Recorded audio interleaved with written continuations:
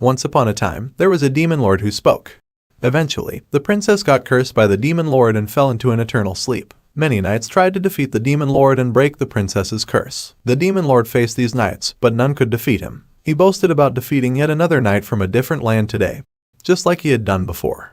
Next, we find ourselves in the demon lord's castle, where a watchful crow observes. A new knight, draped in a red cape, arrives to rescue the princess and take down the demon lord. This knight is without a name but skillfully pierces the demon lord's body with various swords, even as the demon lord is seated on the throne. The Nameless Knight confidently declares, "This is the end." As the demon lord reflects, a sudden thought crosses his mind. He wonders if, on this day, sacrificing his life in the fight for her could be considered spending his entire life for the princess. The Nameless Knight addressed the demon lord, calling him foolish. He questioned whether the demon lord realized that, even with walls of frozen time, escape from fate was impossible. The knight asserted that the time had come to break the curse and let fate unfold. Seeking information about the princess, he asked the demon lord about her whereabouts. Suddenly, a spell was unleashed by the demon lord behind the knight. The knight questioned if the demon lord intended to challenge death. In response, the demon lord dismissed talking about fate to him. As the knight prepared to charge, the spell conjured multiple swords, piercing the knight's body all over. The demon lord spoke, recounting a prophecy. She said the world would be bathed in twilight, and death would seek you, my lord. Can you see it? The approach of death to reclaim the fate of the hidden princess. Death, unstoppable, even by your powers. It matters not, death or doom. The crow landed on the sword stuck in the defeated knight, witnessing it all. Just like the others, the knight fell. The demon lord remarked, "Today, once more, I have defeated a knight from a distant land." He continued, sharing that he fled to the ends of the world, erected time-stopping walls, but it was futile. Endless adversaries came, and he slew endlessly. Rows of swords marked where they fell, and only graves remained to tell the tales of the battles fought. The demon lord took off his helmet, questioning how many more swords must fall before the fighting ends. The crow made sounds, and with a somber expression, the demon lord continued, admitting he could no longer remember when it all began. Each day felt like an endless wait for an elusive end. Before he could say more, he was unexpectedly stabbed from behind by two swords. To his surprise, it was none other than the Nameless Knight who had used the same spell the demon lord employed earlier to summon swords. Shocked, the demon lord inquired about the source of the spell. The knight replied, "It's time to let fate take its course." Realization struck the demon lord. It was death. He remembered the prophecy words, "Death will come for you, my lord," and recognized this Nameless Knight as the Grim Reaper foretold, a force even his powers could not deny. Resigned to his fate, the demon lord closed his eyes, muttering, "Doesn't matter." As memories of being with the princess flashed before him, the demon lord reflected, "As long as I can have her, as long as I can hold her in my arms, as long as she is by my side." Before he could continue his thoughts, the Nameless Knight beheaded him. Finally, a knight succeeded in defeating the demon lord. Following the defeat of the demon lord, numerous dragons swooped in and immediately launched an attack on the Nameless Knight. The Nameless Knight managed to kill everyone that lunged at him. Then a dragon with a demonic visage immobilized him. In that crucial moment, the dragons bit into the knight's body, tearing at his flesh. However, the demon dragon suddenly took notice of something. The Nameless Knight activated a unique ability, uttering the command deploy formation, and countless other knights materialized, duplicating themselves. As the dragons prepared for their next onslaught, the replicated knights charged their swords. The battlefield erupted into a fierce clash as the knights and dragons engaged in a formidable fight. The battle persisted, with dragons and knights continually appearing after being vanquished. Only after the Nameless Knight had slain his 1000th dragon could he distinguish the sky from the land. It was then that he became aware of himself, and on that day, the world he gazed upon for the first time appeared as an endless gray. Lost in his memories, the Nameless Knight found himself at the holy city of Asgard. A giant knight inquired about his purpose at Bifrost, to which the knight responded using a numeral system language. The giant knight affirmed his response and urged him to hasten to receive orders from the king. Pressing forward, the knight eventually arrived at Odin's presence. Kneeling before the king, Odin told him to earn the right to board the chariot of fate alone. "Your valor has reached even my ears." The Nameless Knight remained silent. Odin continued, "To honor your deeds of slaying dragons and defending Yggdrasil, I wish to bestow a name upon you. However, you were so engrossed in battling the dragon that you allowed darkness to snatch the princess away. How can we not assign blame to your negligence?" Odin told him to save the princess. He said, "I can see it coming. The demon lord will bring darkness and cover the world in twilight. Only the princess can stop it." Odin then instructed the knight to face the approaching fate. To make the princess, Odin gathered all the knowledge he could and put it into the sage's furnace. But now, darkness has taken her, and they don't have a way to prevent the twilight that's about to come upon them. Many knights and gods tried to save the princess, but none came back. The Nameless Knight, who chose to ride the chariot of fate, might succeed. Odin instructed the Nameless Knight to rescue the princess, promising absolution and a name to enter Valhalla. The knight agreed, saying, "I will do as you command, your majesty." Yet, in his thoughts, he wondered about the purpose of it all. The knight heard a voice waking him up after beheading the demon lord. He realized he must have briefly passed out and wondered how much time had passed. The crow, who had been observing, said he was unconscious for 210.25 seconds. The crow, named Pugin, mentioned cleaning up while the knight was out and questioned why he had to do such tasks. As an observer, the Nameless Knight learned from Pugin that the Demon King's curse had affected his body, making regeneration difficult. Pugin explained receiving an order to transmit the Demon Lord's head, speculating it might be from Sage Mimir, but he didn't know for sure. As Pugin began transmitting the Demon Lord's head, he remarked on the remarkable feat of a lone knight defeating the Demon King. Initially skeptical when he heard only one knight was being sent, he thought the old man might be losing his mind. Pugin praised the Nameless Knight for accomplishing what the gods of Asgard and their legions couldn't, especially considering the knight was a mere doll until recently. Pugin instructed the knight to find the princess, expressing amazement at how quickly the Nameless Knight would gain renown. However, the knight, satisfied with completing the mission to kill the demon lord, refused to search for the princess. He explained to Pugin that his task was done. Pugin questioned the knight's decision, reminding him that he was the hero who rescued the princess. Pugin mentioned leaving the communication channel open, suggesting that news of the knight's deeds had likely spread as far as Niflheim, even though the knight still lacked a name. To lift his spirits, Pugin remarked, "Why so glum when you're the hero who saved the world? Soon, the Lord will give you a name." Curious, the Nameless Knight asked Pugin about the colors he is seeing in the world. Sadly, the knight could only see gray. He acknowledged the mission to rescue the princess and gain a name but expressed the ongoing battles, like facing another dragon the next day. Uncertain about the future, he pondered on his awareness and how nothing seemed to change, leaving the world still gray. Suddenly, someone approached from behind. Pugin noted that even his reaction system couldn't detect this person. The Nameless Knight, on high alert, raised his sword to strike. However, upon turning, he discovered it was the princess herself who had approached. Pugin instructed the Nameless Knight to sheath his sword and show respect. The Nameless Knight, surprised, questioned if this lady was the one they had been searching for. Still in shock, he expressed disbelief, saying, "You mean this child is the princess?" The princess, feeling a bit upset and shy, placed her hand on the knight's face, transforming his helmet into white ashes. In that moment, the Nameless Knight realized, it was just after I rescued the princess that my world began to be filled with colors. The setting changed to a girl overseeing floating screens. She reported to Odin that the knight had made contact with the princess, and everything was going as planned. Odin acknowledged, saying, "Yes, is that so? So it begins. Everything begins now."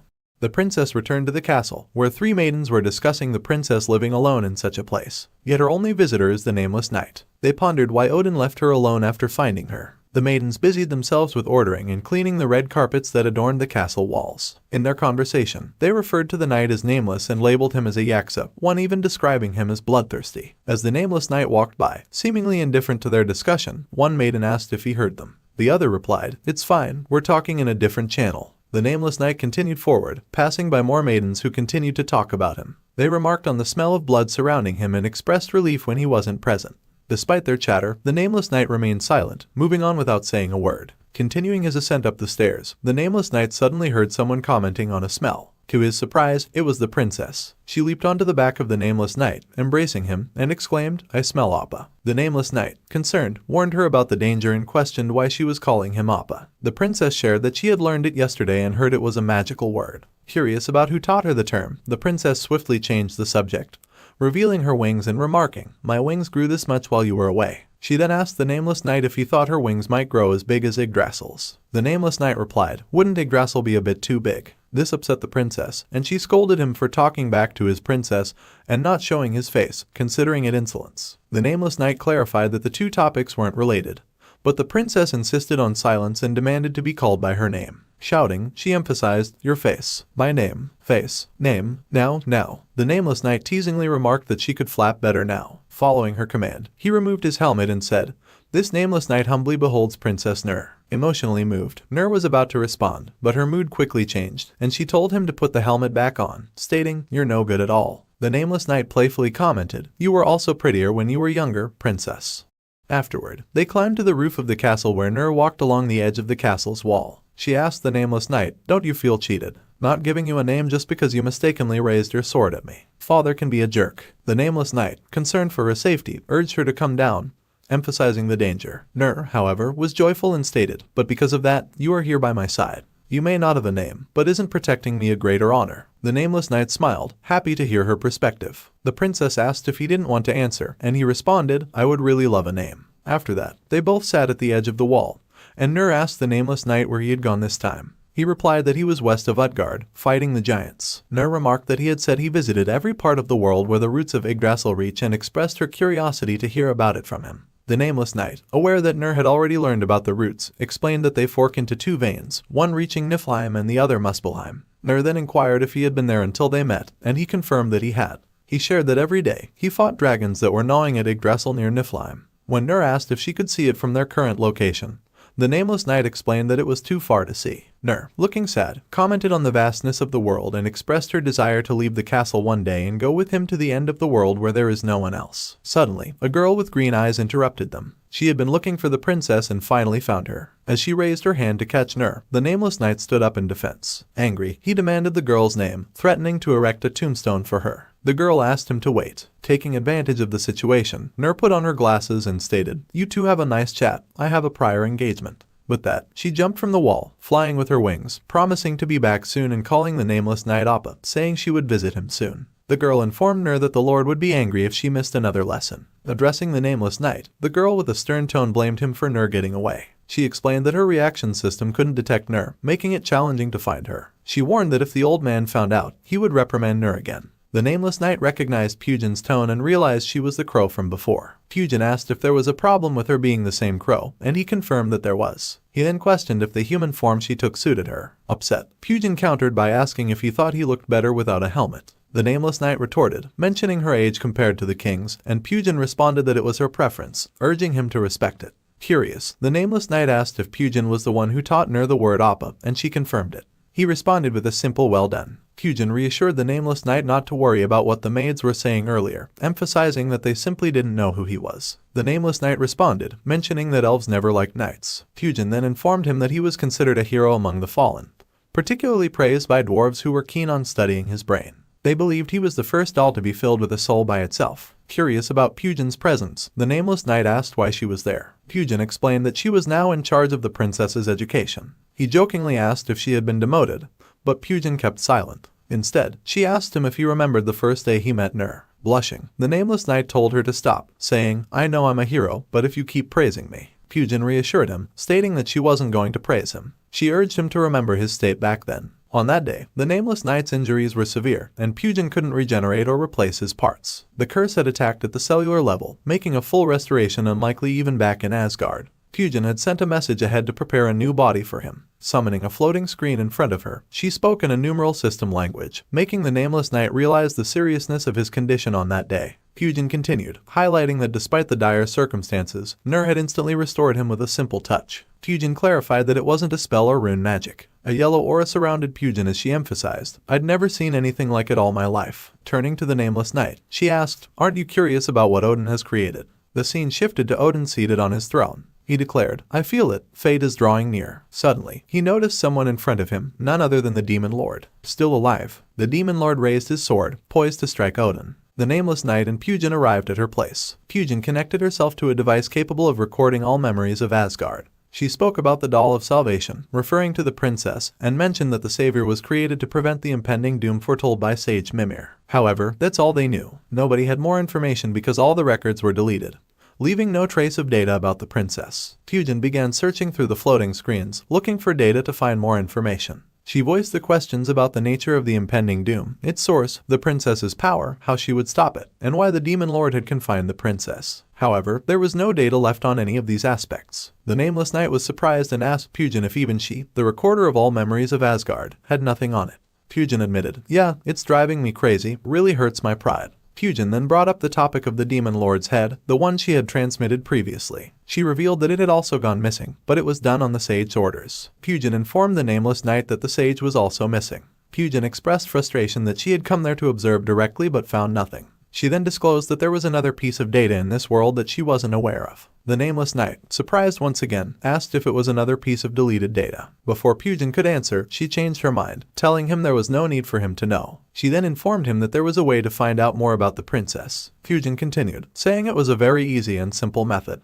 The scene shifted to the Nameless Knight playing with Nur, engaged in a children's game for two people. The game involved shouting the words Bo-Ri and S-Sal while using hands. However, Nur surprised him by stabbing him in the eyes, prompting the Nameless Knight to express his belief that she had a serious misconception about the game. Nur retorted, saying he wasn't very creative. Angry, the Nameless Knight raised his sword, ready to strike Nur, asking if he should be creative and turn her into a corpse. Their confrontation was interrupted by a maiden calling for Princess Nur. The maiden informed her that a messenger had arrived. Knights from the Holy City Plea were requesting an audience with the princess. The Nameless Knight remained silent. The arriving knights bore banners, led by a knight in golden armor who introduced himself as Balder of Bern. He greeted the princess and explained that His Majesty had bid him to bring her back. Balder, kneeling, continued, saying that he, Knight Balder, along with his 100 knights, would be honored to provide her escort. Among Balder's knights were also Titan knights. Furious, the princess asked Balder if her father had summoned her. Balder confirmed, saying, "Yes, your grace. He has told me not to tarry." Excitedly, Nur informed the Nameless Knight that her father had finally summoned her. The Nameless Knight, in a sad tone, responded, "Yes, it's wonderful, it really is." He recalled Pujin's words about an easy and simple way to find out about the princess. Pujin had mentioned that Odin had confined her for now, but since he created her to stop the impending doom, he would summon her when the time came. Everything would be revealed when he called upon the princess. As the princess and the Nameless Knight walked amidst the knights, she remarked, "There are so many of you here." The Nameless Knight remained silent, contemplating the shape of doom and the purpose of the princess. Balder informed the princess that the Titan Knights would escort her from there, directing her to board the ship at the front. Trying to tease the Nameless Knight, the princess said, "I see now, you're a shorty too. You always bragged about being tall." He asked her where she learned such words, and she countered by asking if he often went to the Holy City. She questioned whether it was true that one could see the entire Yggdrasil from there. The Nameless Knight inquired if she was genuinely happy to go to the Holy City, and Nur responded, "Of course I am." She then turned to him and smiled, stating, "Now I can finally give you a name." The Nameless Knight was surprised, and Nur informed him that once she was officially accepted into the palace, she would also be able to ordain him as a knight. He would then be established as the princess's knight. Nur continued, suggesting they get a new surcoat for him and asking if they should change his armor as well. The Nameless Knight, lost in thought, remembered what Pujin had told him, "Aren't you curious about what Odin has created?" The Nameless Knight reassured her, saying, "It doesn't matter," as he grabbed her hand. He emphasized that his name, rank, old surcoat, or armor didn't matter to him. Lost in thought, he pondered, who she is, or the doom of the world, why should they matter? "You brought me out from the world of gray." Speaking to Nur, he continued, "Even if I was a nameless servant, not a knight," and he kissed her hands, stating, "It doesn't matter if I don't have a name. It doesn't matter what name I get, as long as I can be by your side." And Nur's face turned red as she told him, "Have you no shame?" In front of everybody, he let go of her hands, and they both became shy. The princess then reminded him, "Doesn't matter what name, right? Don't forget you said that." With a playful expression, she added, "I'll give you a really impressive name." He requested that she find a name fitting for this world setting. She replied, "So you'd rather be named Max?" The scene shifted to Pujin in her place, observing the situation with the Nameless Knight and Princess Nur. She commented, "Progress is faster than expected. I will keep observing the princess and hope to find out more about her." Pujin expressed caution, saying, "I better not let the old man catch me, though." It seemed Pujin was operating without Odin's knowledge. Balder informed Nur that a ship pulled by sky horses awaited her. Nur, surprised, asked about sky horses, mentioning she had only read about them. Meanwhile, the Nameless Knight stood behind the princess. One of the Titan Knights had a helmet that flashed with a yellow color. Pujin stated, "The problem is the other data that was also deleted."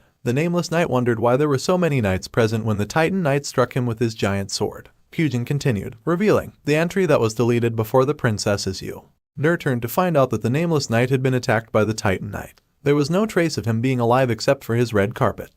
The scene transitioned to Odin, lost in his memories. The Demon Lord stood before him, and Odin raised his sword, resembling the Nameless Knight in this state. Odin charged his sword, ready to strike the Demon Lord, just as the Nameless Knight had done. Odin contemplated, "I have faced doom many times." The Demon Lord stood on the head of the Midgard serpent, and Odin launched his attack, ultimately defeating the Demon Lord. After the Demon Lord was defeated, he told Odin, "Magnificent." Odin struck the Demon Lord's body with many different swords. The Demon Lord acknowledged Odin's achievements, saying, "You've sealed many Demon Lords, and you've even bested me, the Midgard serpent. Your very existence is a blessing upon the world." Odin remained silent, and the fading Demon Lord continued, "However, Knight, doom is a fate decreed by heaven. Continue slaying as you might, new Demon Lords will be born bearing that fate. Until the day doom falls on the world, how long will you be able to keep on winning?" Before the Demon Lord disappeared completely, he declared to Odin, "May your path be blessed, you who defy the will of the heavens, Knight Odin."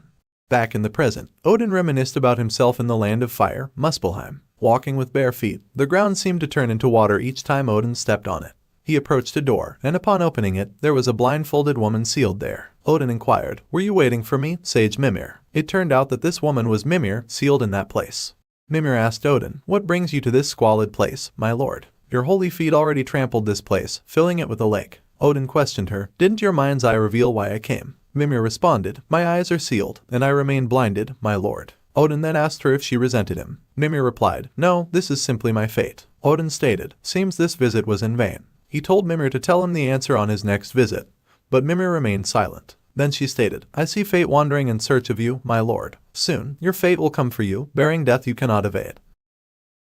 Previously, we left off with the discovery that the Demon Lord was still alive and came to kill Odin. The Demon Lord managed to strike Odin on his face with his sword. Odin, recalling what Mimir told him about fate coming for him, found himself in the same situation again, with the Demon Lord jumping to strike. However, this time, before the attack could reach Odin, the Demon Lord vanished into the air. Angry and confused, Odin questioned whether it was a dream, a mere illusion, or the fate that would come for him. In response, Mimir stated, "Bearing death you cannot evade." Then Odin called for Munin and asked if she was here. Munin stepped out from the shadows, saying, "Yes, your majesty." Her appearance resembled Pugin. She informed Odin that the knight Balder would soon arrive with her highness. Odin stated, "Bring the princess to me before my fate comes." Returning to the death of the Nameless Knight by the Titan Knight, Princess Nur, who didn't understand what's going on, asked Balder about it. Balder told her it is of no import, and not to be troubled. Nur replied, "You dare harm my knight." Balder informed her it was the Lord's orders and then grabbed the princess's hand, forcing her to come with him. To their surprise, the Nameless Knight didn't die. He managed to block the attack with his hands and then asked Balder if there was anything else he wanted to leave on his tombstone. Nur was relieved that he was alright. Then, another 2 Titan Knights attacked him from behind. Raising his sword, the Nameless Knight killed them in an instant. He declared to Balder that his tombstone would be empty, recounting what Pugin told him about all records of the princess being deleted. He pondered, "And they're trying to delete us now." Balder informed one of his knights that the plan had changed and ordered a gate to be opened immediately. Holding the princess, the gate opened above their heads. He then addressed the Nameless Knight, saying, "Your sword is as interesting as I'd heard. I also wish to give you an epitaph, but I am pressed for time as I must escort the princess." The princess noticed that this gate was the gate of transmission. Balder instructed the princess to hold tight, but she was angry, telling him to let go of her. At that moment, the Nameless Knight launched an attack at Balder, but Balder managed to block the attack using his sword. Balder expressed that he had never seen this type of sword before. In response, the Nameless Knight stated, "It's the sword that'll sever that insolent hand of yours." Hearing this, Balder raised his hand and put it on the princess's shoulder, making the Nameless Knight angry. In that moment, Balder successfully cut the Nameless Knight's hand. Balder then remarked, "An interesting sword, yes, but still no match for my sword of Freyr." The princess, worried about the Nameless Knight, told Balder to stop, and she would do as he said. As the Nameless Knight attempted to attack with his charged sword, it was too late, as Balder's knight stabbed him in the back, immobilizing him. Balder remarked, "Was yours just an empty name? How disappointing." He continued, "Don't worry, I'll look after the princess from now on." Then he told the princess that this is the last time she will ever see him, so if she has anything to tell him, she should say it now. The scene was somber, and the princess's last words to him were, "I couldn't call you by name till the very end. I will call you by name next time we meet." She continued, "So you must come and find me. You must. You are my only knight." Before the gate took her away, she instructed him to take them out with a single blow and find her quickly, saying, "Your princess commands you." And with that, the gate closed. The Nameless Knight couldn't forget the moment when she said, "Now I can give you a name." In response, he unleashed a charged sword, swiftly defeating the knights who had immobilized him. With determination, he declared, "Since you told me to take them out with a single blow, I shall do as you command." Amazingly, the Nameless Knight regenerated his arm, which now bore a fused blade. Addressing the remaining knights, he invited, "Come, I'll take you apart." Pugin, observing the spectacle, remarked, "As I thought, the princess's command acted as the keyword." All the remaining knights surrounded the Nameless Knight. Pugin marveled at the unprecedented powers, saying, "I've never seen anything like it." But that goes for you too, the one who grasped his own fate.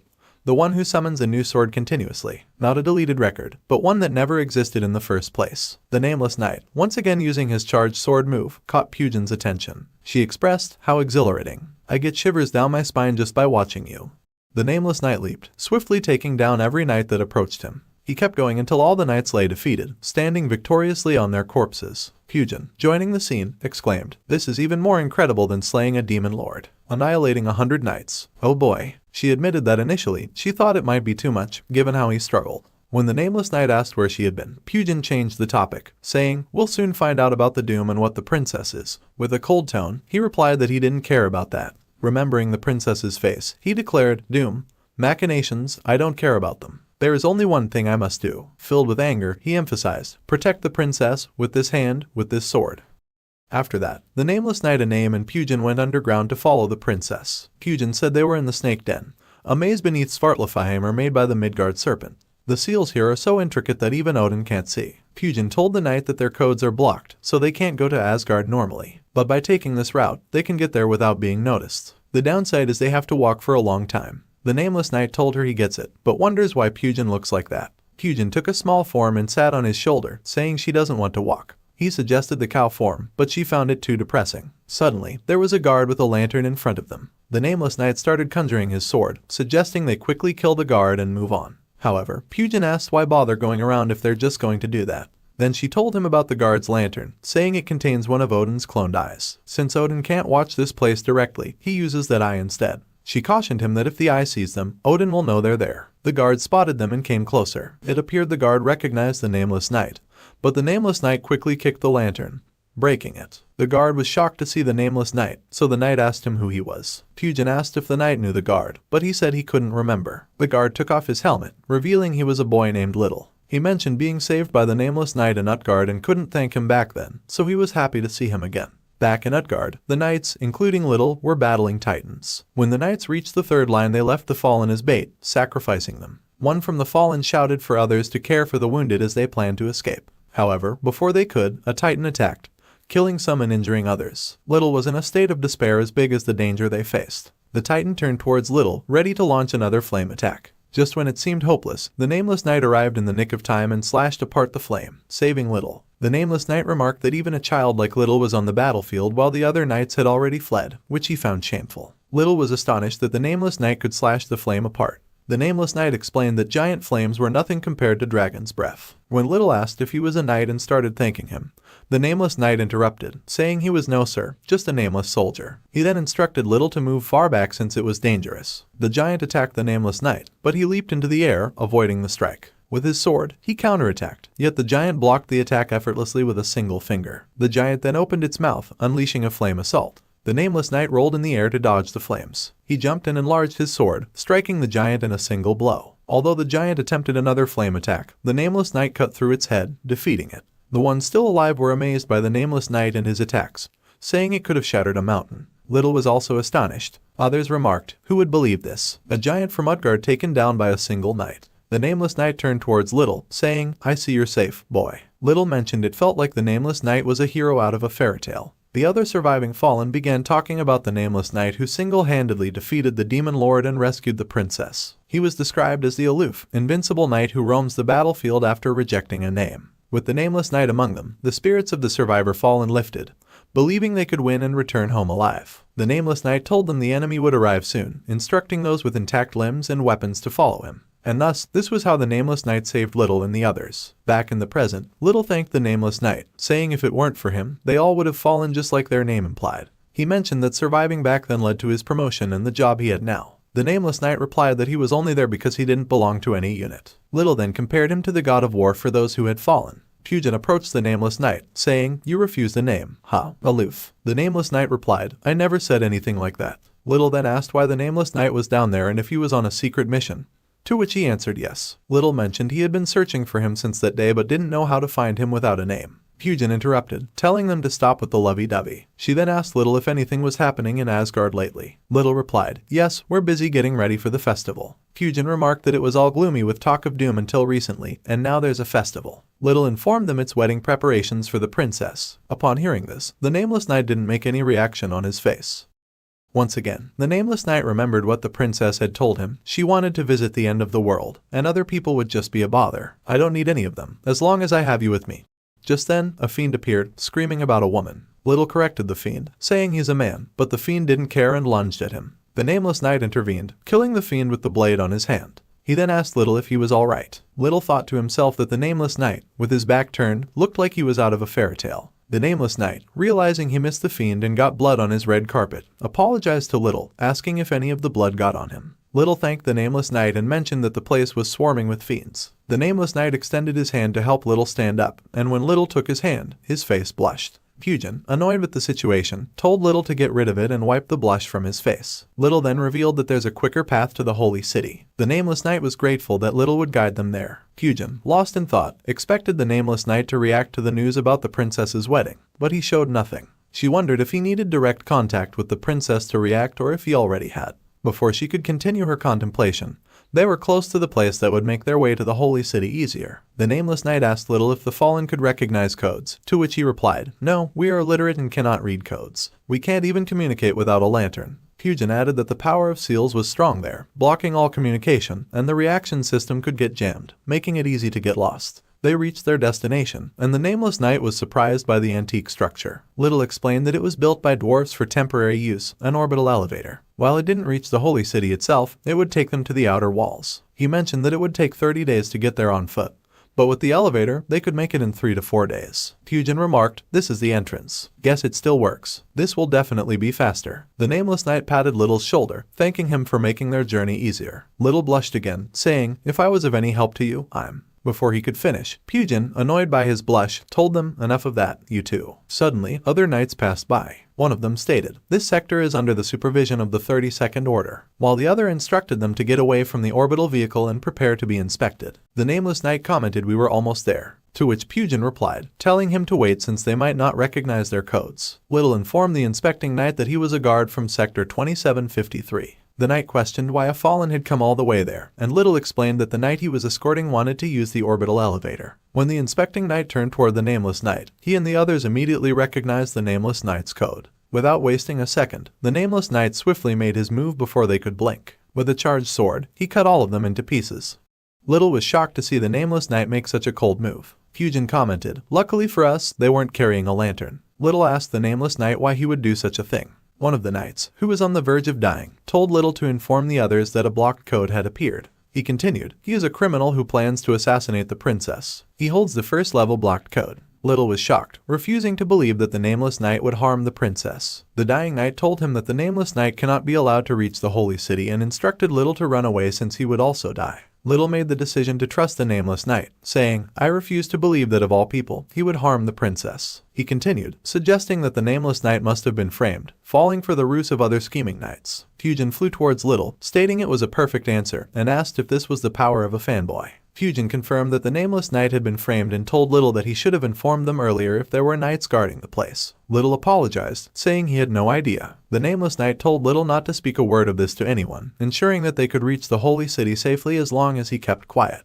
Little assured him that he wouldn't tell anyone. The Nameless Knight then asked if his name was Little, and Little confirmed. The Nameless Knight called him by his name, thanking him for trusting him. Little was happy that the Nameless Knight addressed him by his name. The Nameless Knight then asked if he could keep this secret for him, and with a lovely smile, Little replied, "Yes, definitely, if it's for you, sir." At that moment, the scene turned upside down as the Nameless Knight stabbed Little with his hand. Pyujin, shocked by this, asked why he did that since Little had promised to keep quiet. The Nameless Knight, with a cold tone, stated, "Promise. Oh, I believe he'll keep his word too. However, this makes it absolutely certain, doesn't it?" Little fell to the ground, dying. The Nameless Knight told Pyujin to go before other knights arrived. Pyujin wondered about the unexpected change. Is it because of the princess? It's too extreme to be just a change. The Nameless Knight then stated, "Protect the princess. I swore to protect her with this hand, with this sword." As the elevator door opened, he continued, "That means if anything gets in my way of doing that, even just a little, I will kill it with this hand, with this sword." He remembered her face and continued, "God, or fate, it doesn't matter which." With that, he and Pyujin entered the elevator, leaving Little to die. Little commented, "With his back turned towards me, looked like he was out of a fairy tale." After taking the elevator, Pyujin decided to go to her place in the snake den, while the Nameless Knight was making his way to the outer walls. Pyujin communicated with the Nameless Knight through a channel and warned him that a large unit was heading towards him. Pyujin asked, "What's this unit's code? Is it a dragon, or is it a knight?" The Nameless Knight raised his sword, telling her it seemed to be both. The large unit was a knight with dragon DNA. The Dragon Knight attacked the Nameless Knight, who stated that whatever it was, it didn't matter. With 2 effortless swings of his sword, he cut the Dragon Knight into pieces, affirming, "Whatever it is, I will cut it into pieces." As the Nameless Knight moved forward, Pyujin informed him that it surprised her, but it was just a dragon-tooth warrior created by the dwarves. The Nameless Knight, not aware of what it was, asked Pyujin to explain. She clarified that it was a knight with dragon DNA, similar to how Titan Knights are created using giant's bones. Then he asked her why they must go around when there are fewer than 100 floors till the holy city. Pyujin explained that Odin is no fool, He couldn't observe them, but he should be expecting them. She continued, saying the moment they go up in the elevator, it'll become their coffin. The Nameless Knight didn't understand the point of going around like this, but Pugin assured him not to worry and that there would be a way. She revealed that she didn't enter the snake den just to avoid prying eyes. The scene shifted to Pugin connecting herself with a chair, surrounded by large floating screens. She explained that Shelf, the throne of Odin, created from the brain of the first giant, Ymir. It served as the chair of knowledge that connected directly to Yggdrasil. Pugin continued, saying it was thanks to that chair that Odin gained the power to rule the world, the first giant in the world tree. Who would dare to rebel against someone who monopolized such vast knowledge? Pugin revealed that the chair she's connecting herself to right now is a copy of Odin's throne. She had built it using the spine of the Midgard serpent in the snake den, so no one would know. She just had to know what she'd find in there. She further explained that despite the chair being a copy, she could connect to Yggdrasil with low-level access. It's just a copy, but she can communicate with the Nameless Knight from this sealed place. Then she informed him that she was going to access the security code to lift his blocked status and grant him the master code. She also informed him that a few dragon-tooth warriors were headed his way, but the Nameless Knight had already dealt with them. He jokingly told her next time to inform him a little earlier before he killed them all. Then he asked her if the plan was really that simple. Pugin assured him not to worry and that she was certain of it.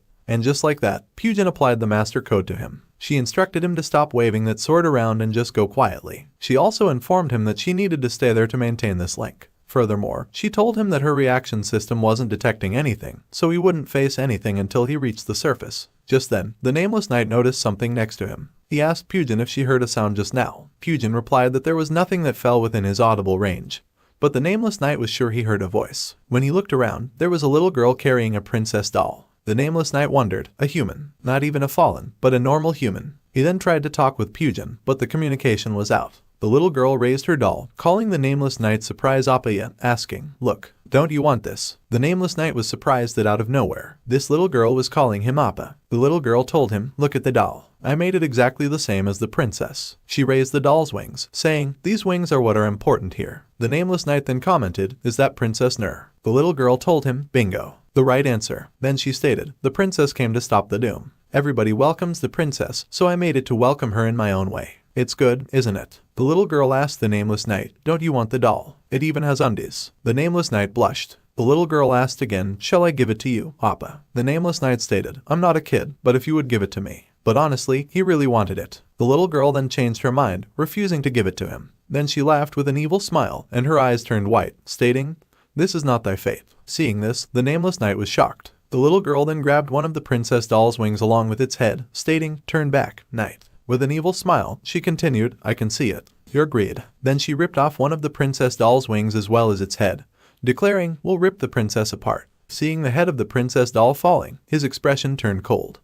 Later on, after the Nameless Knight's encounter with the little girl, he reached the outer wall of the holy city. There was a door with a device, and it stated, "You are the first traveler in about 4,000 hours. The device proceeded to verify the Nameless Knight's code. After the verification process was completed, the door to the holy city opened for him. Inside the holy city, people gathered for the festival of the princess's wedding. White ashes covered the sky. In front of Odin's palace Valskjelf, a knight instructed the crowd to follow the instructions of the greater Titan knights and remain orderly. He advised them to stay outside the safety perimeter as they wouldn't be able to see if they were too close. Among the crowd, there was a purple-haired girl named Nina with a woman wearing glasses, Renee. Renee told her, "You could get swept away in this crowd." Nina displayed a sad expression, and Renee grabbed her to ensure she wouldn't be lost. Renee stated, "Today is the first time we'll see our savior," and then asked Nina if she was okay. Nina thanked Renee, and Renee cautioned her to be careful, mentioning that she could get trampled to death because she's so small. Renee asked Nina if she was bored and assured her it wouldn't be long. Soon, the savior would make her appearance. Nina didn't know anything about this savior, so she thought it might be an apocalyptic savior. Renee then asked her if she knew about the sage's prophecy on the impending doom. Nina confirmed that she learned about it in class. Renee explained, "Ominous signs continued to appear, crumbling city walls, the roots of Yggdrasil wilting, and most of all, the constant apparition of demon lords." She mentioned that it had been half a century since the elderly Holy Lord who had faced them went into seclusion inside the palace, and everyone was in a panic because no one could stop a demon lord if one appeared.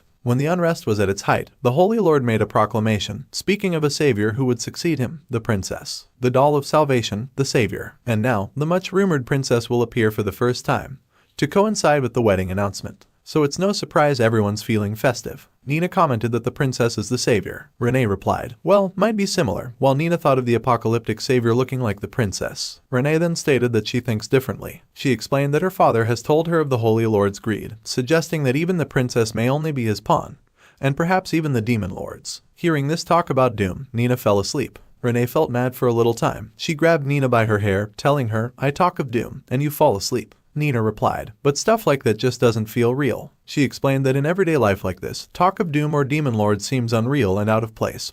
Something that's happening outside the city walls. Then she grabbed Renee's hand, stating, and when we hold hands like this, don't you think that stuff has nothing to do with us? Nina then told her there's a spot in front and dragged Renee with her. The knights then told the crowd to be quiet. The princess is coming, so please show respect. One of the crowd said it'll just be a hologram.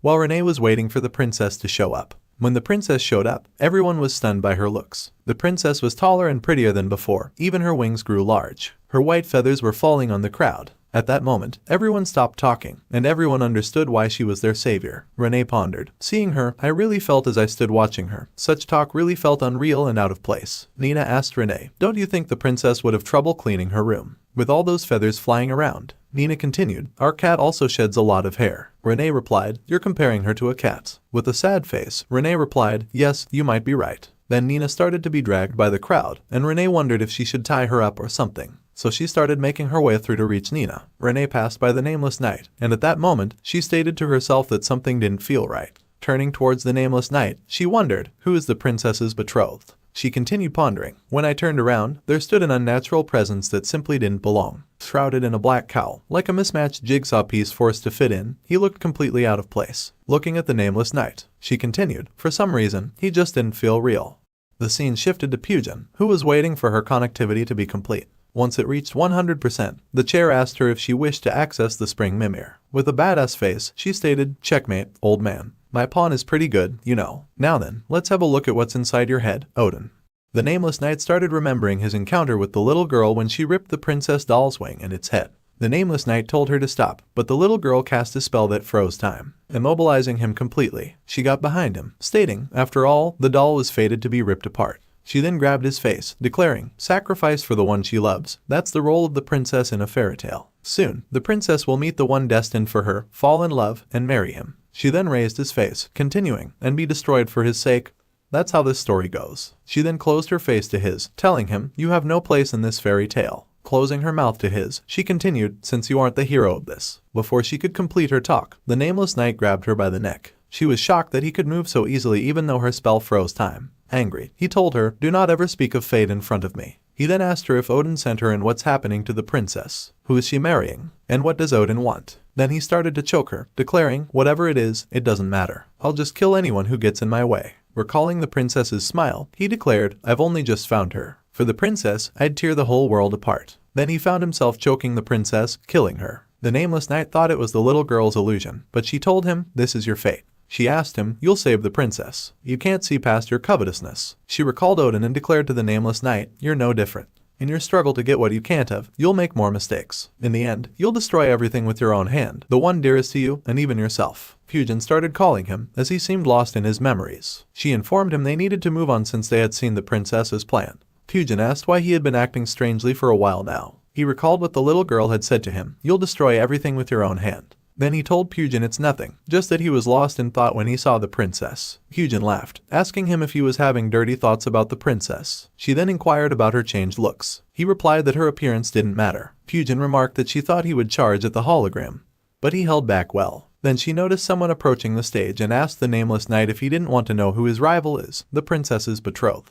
The consort was also about to make an appearance. The Nameless Knight told her he didn't care about him. Then the Titan Knights announced the prince consort's arrival. The Nameless Knight took off his surcoat, and Pugin warned him not to do so as it could be dangerous. The Nameless Knight was shocked when he saw the consort's face. Meanwhile, in the land of fire, Muspelheim, the little girl was humming. She commented that they meet at last and then transformed into her original form, Sage Mimir, stating that even though nothing will change. The crowd began talking about the prince consort and the black surcoat he was wearing, mentioning that they had never seen him or his black surcoat before. The big surprise is that the prince consort has the same face and the same hair as the Nameless Knight.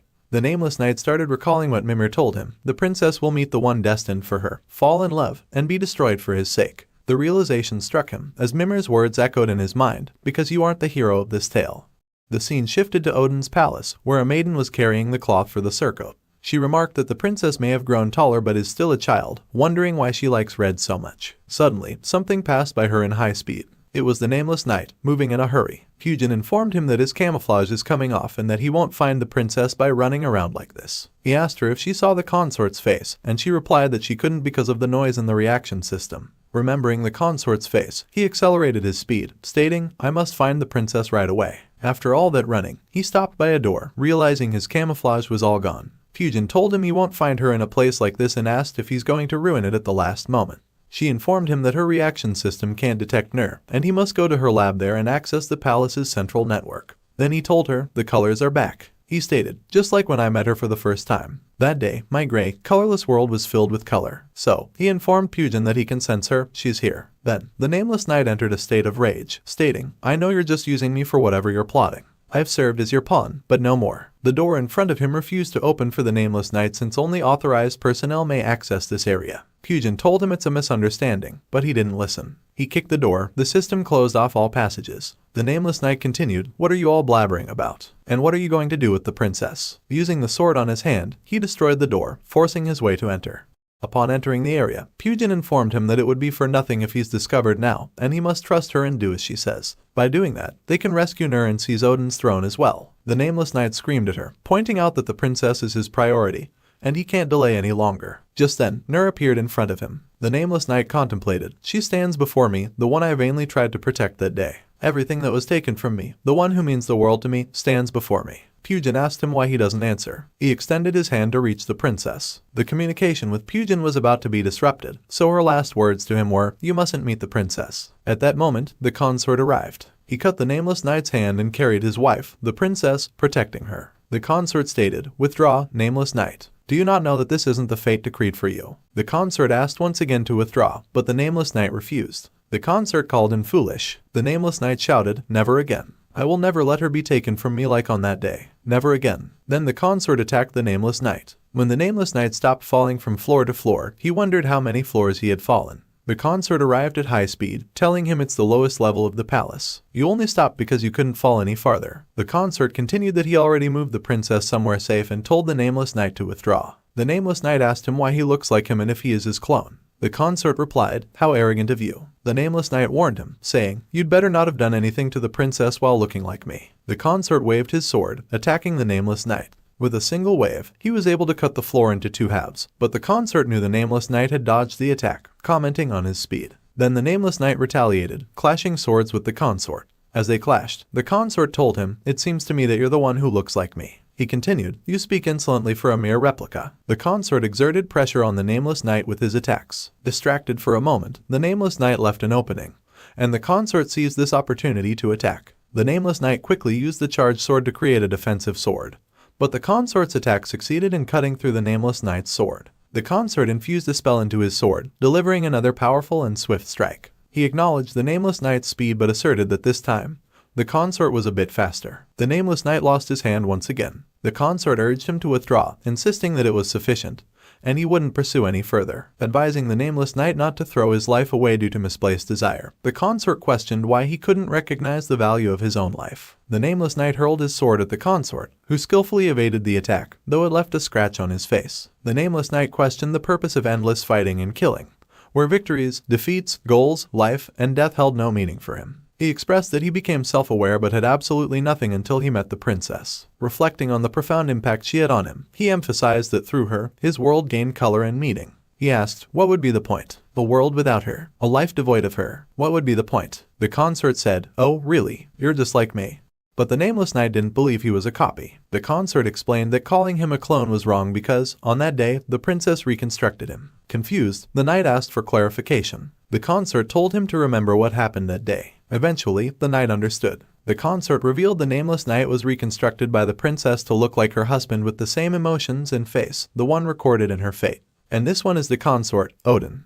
With determination, the Nameless Knight attacked Odin again, but Odin skillfully avoided the strike. Undeterred, the knight leaped for another attack. Odin, however, calmly informed him that she herself is meant to prevent the impending doom. Ignoring Odin's words, the knight, fueled by anger, activated the charged sword, intending to enlarge it. He declared his intention to reclaim her from Odin, regardless of the doom or Odin's circumstances. In response, Odin seized the Nameless Knight by the neck, criticizing his arrogance, and forcefully slammed him to the ground.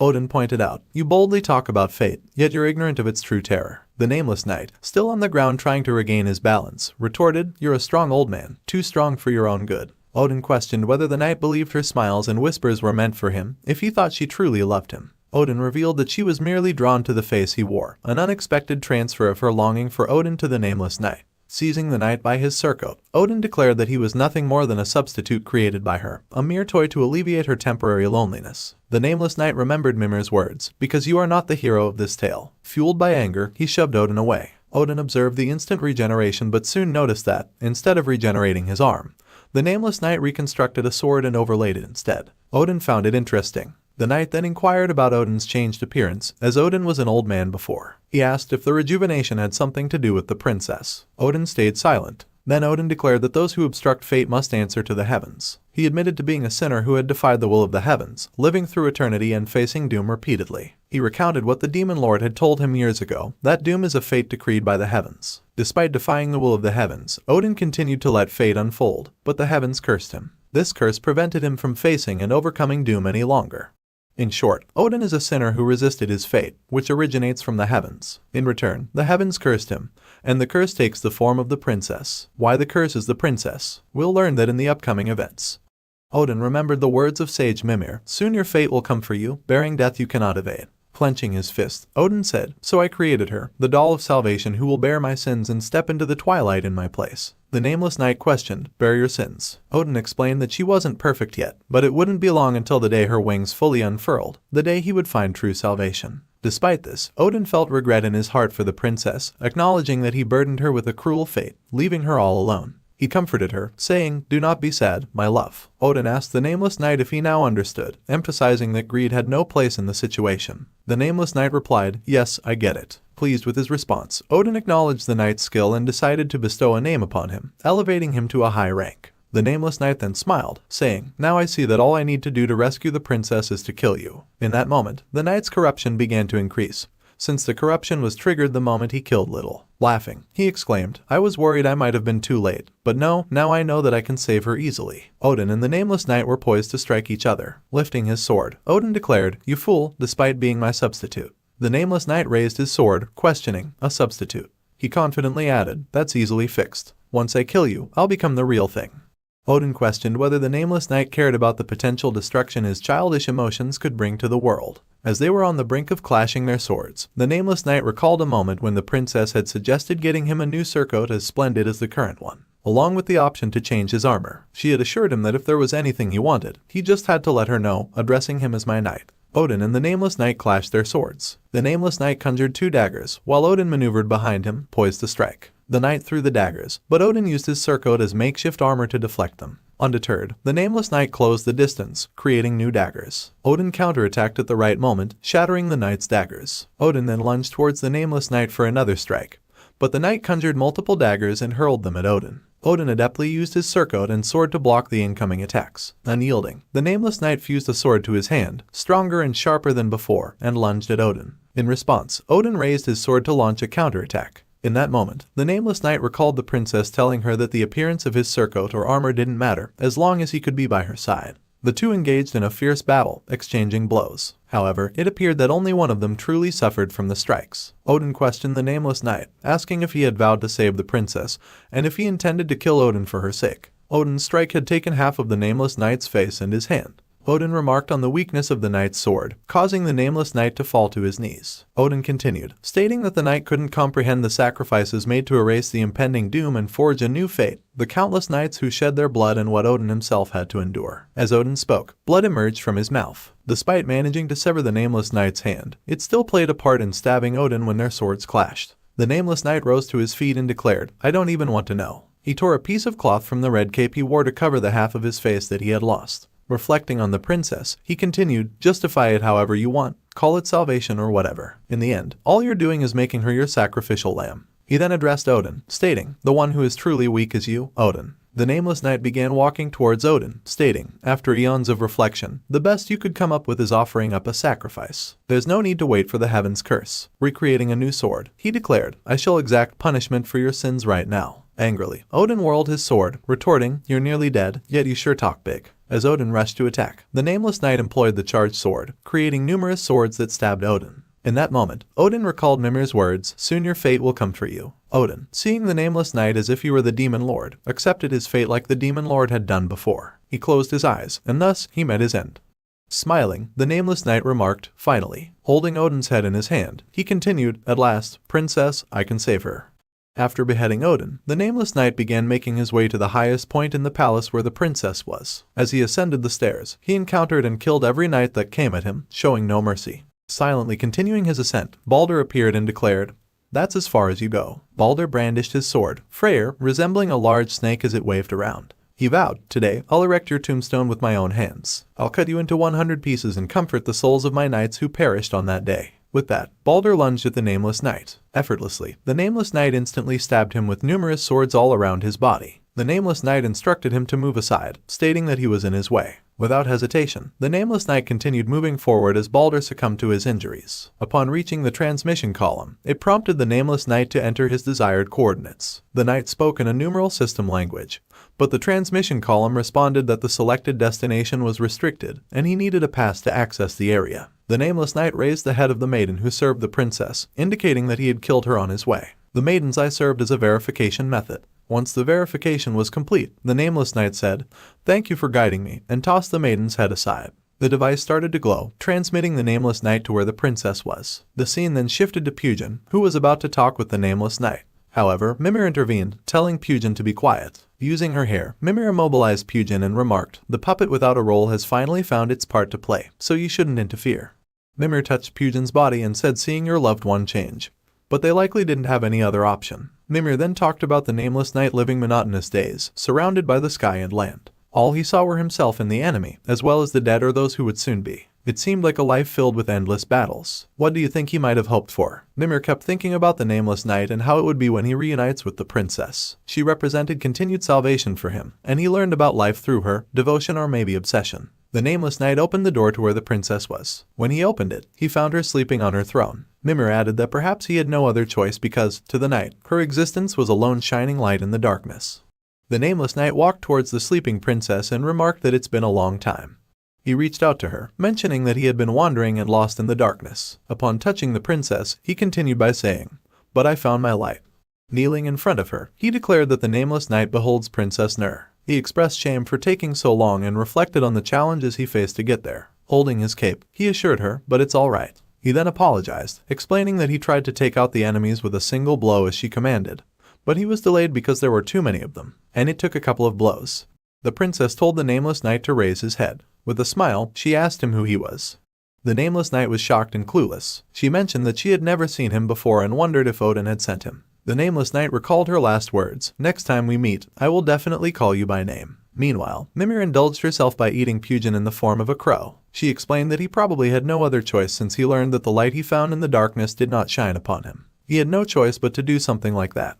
Suddenly, someone arrived at the scene and told the Nameless Knight, it wasn't yours to have. Startled, the Nameless Knight turned to see who it was. To his shock, it was none other than the knight Odin. Despite the fact that the Nameless Knight had beheaded him before, Odin was still alive. Odin was casting a spell around him and said, did you say you'll punish me? That you are my fate? Raising his hand with a strange power, Odin continued, arrogant knight, do not ever speak of fate in front of me. High up in a tower, beyond the reach of clouds, the princess had been hearing an echo for a while. It could be the wind or the sound of someone crying. As she listened to this resonance, she felt as if she had forgotten something important. While the princess was asleep, she dreamed of someone in pain, pleading, my name. When she awoke, she found herself on the ground. Once again, she had fallen off the bed. Even after changing to a bigger bed, she still experienced the same problem. She mentioned how Munin would scold her if she found out. The princess lay on her bed, pondering the man who appeared in her dreams and always seemed to talk to her about something. She wondered what he wished to tell her and why she felt like she had forgotten something important. Then, she noticed the sound coming again from her window. Moving closer, she stated, when I lend my ears to this sound, I feel as if I've forgotten something important. The sound was the Nameless Knight calling her to call him by his name. Just then, Odin arrived and told her to go inside because the wind was chilly. The princess was shocked by Odin's sudden appearance. As she heard the sound again, Odin asked her what she would do if vile things appeared while she was alone, and he wouldn't take her side when Munin scolded her. The princess smiled, telling him she had him beside her, so why should she be worried about anything? The princess heard the sound again and asked Odin about it. He told her it's just the wind. The princess disagreed, saying it felt like it was trying to tell her something important, as if someone was calling her. She hugged Odin, reassuring him it was probably just the wind and that nothing could be more important to her than him. Odin patted her, explaining that it was just the sound of the wind, nothing more than the lingering regret of passing wind, that's all. However, in reality, the sound was coming from the Nameless Knight in pain, imprisoned there by Odin with both his hands severed. The Nameless Knight had been imprisoned by Odin for a long time. During the endless passing of time, he kept asking himself over and over, why didn't the princess recognize me? Just then, Odin arrived, stating that even sealing this space couldn't stop the voices from being heard. Odin mentioned it had been a while and expressed surprise that the Nameless Knight was still alive. He acknowledged the difficulty of maintaining his body without falling apart. And Odin remarked on the sad demise of someone who had single-handedly reduced the number of knights in the holy city. At that moment, despite being handless and chained, the Nameless Knight lunged at Odin and bit his throat. In response, Odin used a strange spell and killed the Nameless Knight by cutting him into pieces. Afterward, Odin used the spell again, causing all of the Nameless Knight's memories to flash before him. Surprisingly, he returned to life, initially thinking it was an illusion. However, Odin reassured him it was not an illusion. Soon after, the Nameless Knight was truly cut into pieces and killed. Refusing to believe, he stated that neither Odin nor he could have regenerated from that. Odin then raised his hand with a strange power, explaining that it's the power the princess had given to him, the sword that would smash fate and crush doom. He continued, saying that for now, he could only alter a single person's fate, but when the princess becomes complete, he would be able to change the fate of the whole world. Now you understand why the princess is the curse. This power is one of the reasons. Odin will not die due to this strange power. Even if he died, this power would alter his fate and bring him back to life. The Nameless Knight asked Odin what he did to the princess with that power. Odin replied with dismissive words, saying it's foolish to think he would do something improper to her. Enraged, the Nameless Knight questioned why the princess had changed and why she didn't recognize her own knight. Odin insisted that the princess hadn't changed at all. She stayed and waited for him in exactly the same way he remembers. Odin asked if she had promised to weave a new surcoat for him, leaving the Nameless Knight shocked and asking how Odin knew. Odin explained that she's still weaving it, even now, and added, of course, I will be the one wearing it, though. In a fit of rage, the Nameless Knight dashed at Odin, screaming to give him the surcoat and claiming that the princess and everything belonged to him. Odin pointed out that, of course, she wouldn't recognize him and emphasized that she hadn't changed at all. Instead, he revealed that the one who had changed, twisted beyond recognition, was the Nameless Knight himself. This revelation left the Nameless Knight speechless. The countless battles the Nameless Knight fought to reach this point made him powerful beyond imagination. He did it all for the princess. As a result, the version of him that the princess once loved has been nearly erased. Odin is trying to convey to the Nameless Knight that all these actions have corrupted him. Odin continued, explaining that the princess was initially attracted to the Nameless Knight because he wore Odin's face. However, as he changed, he shed Odin's features, the very features she had given to him. When he finally raised his sword in defiance against Odin, the Nameless Knight's corruption was complete. Odin continued talking to the Nameless Knight, urging him to look at himself now. He pointed out that the Nameless Knight no longer looked anything like him. From the beginning, the princess only recognized Odin, and now the Nameless Knight appeared just like any other lowly knight to her. The Nameless Knight she once loved no longer exists. All that remains is a toy, abandoned and covered in blood. Odin then questioned the Nameless Knight, asking how and why he would fight as a forgotten knight. The Nameless Knight, enraged, rejected Odin's words, insisting that the princess no longer recognized him because he had changed. He screamed about how he fought and kept winning for the princess. However, he soon realized that what's done is done. Odin then stated that the Nameless Knight's ability to grasp fate and erase his own concerned him enough to come here, but perhaps it was in vain. Odin turned his back to the Nameless Knight, leaving him to disappear. As Odin walked away, he turned and asked the Nameless Knight what he could do in his current state. He continued walking, suggesting that the Nameless Knight should die quietly without anyone knowing, just like how the princess had forgotten him. Undeterred, the Nameless Knight stepped forward, blocking Odin's path. Realizing he could do nothing in his current state, the Nameless Knight knew Odin was preparing to attack with the power that defies fate itself. Odin commented on the Nameless Knight's continued arrogance until the very end. Instead of fighting, the Nameless Knight kneeled before Odin, begging him to return the princess to him. While kneeling, the Nameless Knight declared, I'll kill everything and protect everyone. Demon Lords, Doom, I'll destroy them all. Just return the princess to me. Observing this, Odin took off his surcoat, telling the knight how pitiful he was. He then placed the surcoat on the Nameless Knight, stating, "How can I speak ill of you when that change of yours is the very proof of the life you've lived for her?" Odin continued walking, leaving the Nameless Knight to face death. He expressed that this act was the highest respect he could pay. The Nameless Knight, still screaming about doing anything for the princess, was left there to die. Suddenly, someone approached from behind, asking if the Nameless Knight would truly do anything. When he turned, it was Mimir, holding the Demon Lord's head in her hands. Mimir told him that she brought him a gift and asked if he liked it. She questioned what he thought he could do in his current state, emphasizing that pleading with the enemy was not the only option. Mimir advised him not to look so grim and not to be too disheartened. She reassured him that he might not be able to do everything, but he could be anything.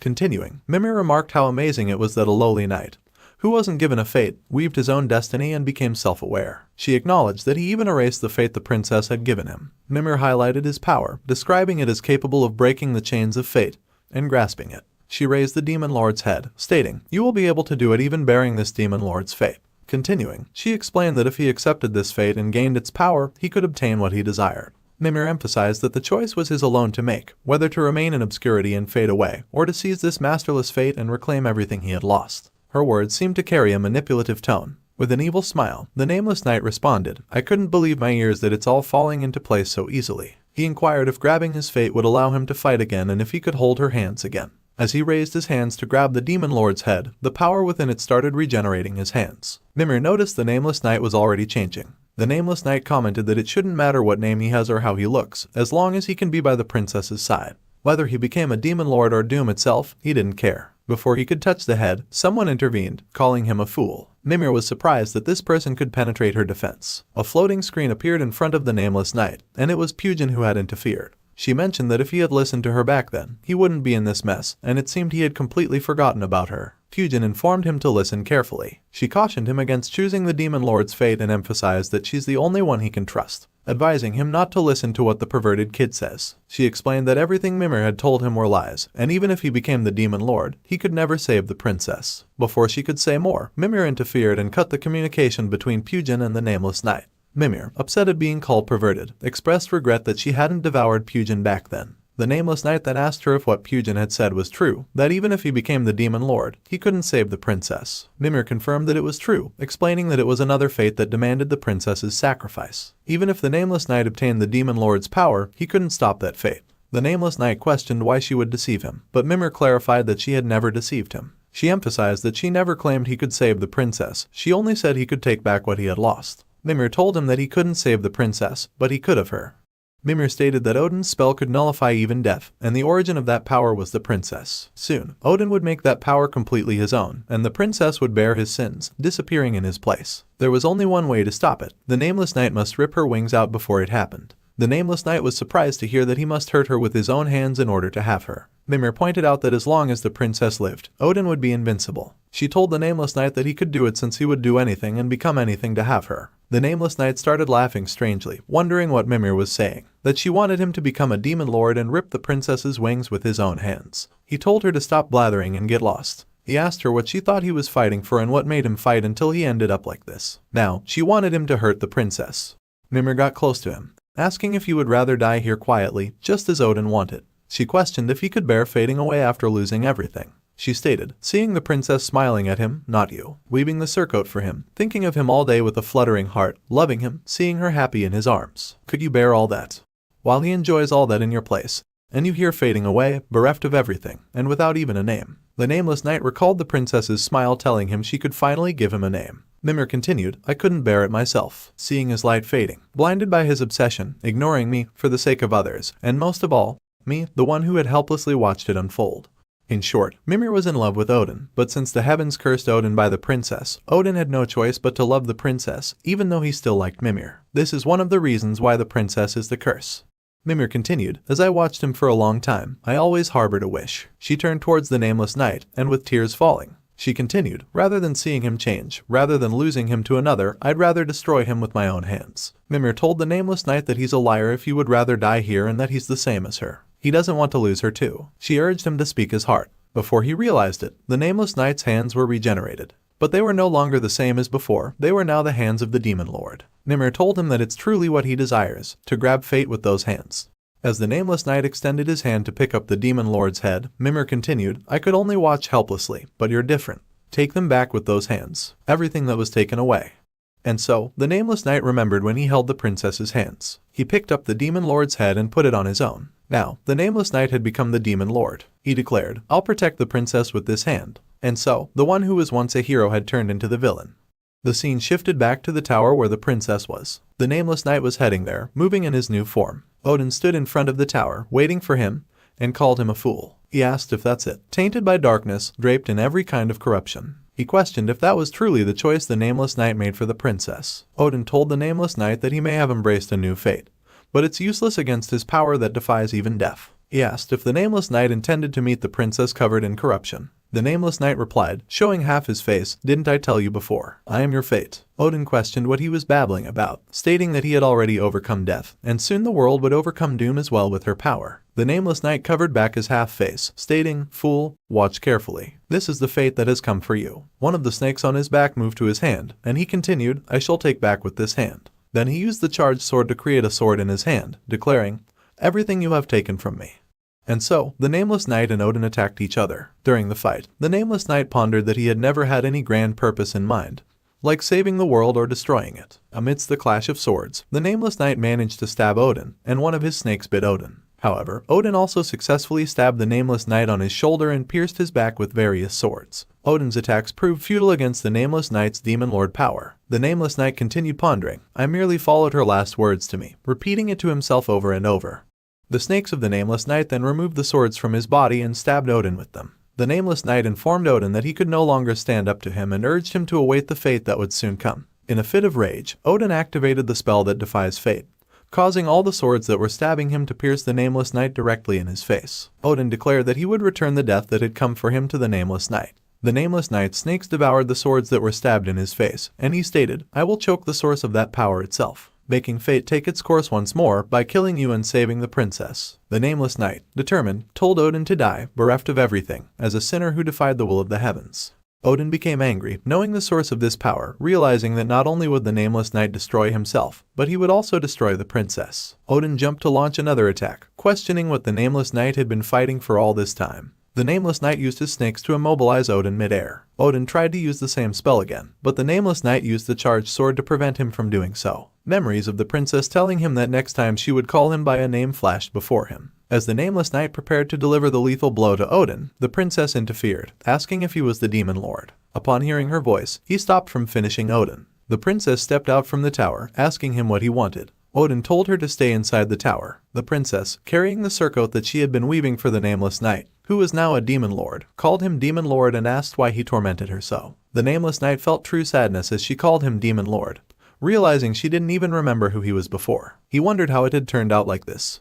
The Nameless Knight, feeling disappointed, stated, Is that what you called me, a Demon Lord? Odin confirmed that it was true, saying, That's what you are now, Knight. No, Demon Lord. The Nameless Knight felt genuine sadness, realizing that from the beginning, he had been fighting for her only to be called a Demon Lord, with her not even remembering him. Odin informed him that it wasn't too late to unburden himself of the Demon Lord's fate, but the Nameless Knight refused, saying, Things like that don't matter anymore. Addressing the princess, he continued, Even if you don't remember me, it doesn't matter what name you call me. I've already braced myself for it. As long as I can have you, such things don't matter at all. As his face started to be covered by the Demon Lord's appearance, Odin interfered and touched him, pleading, Please, no more. It isn't too late yet. Do not commit any more sins that would damn you beyond salvation. This is the last chance for you to return. Odin continued, I can see it, the sins you'll commit and how you'll be crushed by them, writhing and suffering for all eternity. The Nameless Knight replied, It's laughable, and used his snakes to injure Odin all over his body. He told Odin that he was babbling as if he's now the princess's knight who protects her. Using the charged sword to create a sword in his hand, he asked Odin, Whose fault do you think this is? As the Nameless Knight wanted to finish off Odin, he stopped. This was because the princess interfered, protecting Odin. She told the Nameless Knight to stop and stated that if he wanted her life, she would give it to him. If he wanted her body, then he could have that too. She started crying, pleading with him not to torment her knight any further and to spare him. The Nameless Knight started laughing, finding the situation ridiculous. He stated that even if she didn't remember him or called him by any name, it didn't matter at all. He assured the princess that he would remember her and call her by her name. He continued, telling the princess, You don't have to remember me, you can call me whatever you want. Crying tears of blood, he continued, Please don't shed your tears for Odin in front of me. The scene was incredibly sad as the Nameless Knight begged her not to shed tears for Odin in front of him, the one who had become like this for her, and pleaded with her not to sacrifice herself for Odin. With a smile, the princess started crying, stating that if she could live for the one she loved and die for her beloved, if she could save her knight by sacrificing herself, then it didn't matter to her at all. At that moment, even though the Nameless Knight cried blood, he returned the appearance of the Demon Lord to his head, stating, "Her smile or her tears, neither was for me. Even till the very end, I could not have anything, and even till the very end, I could not become anything."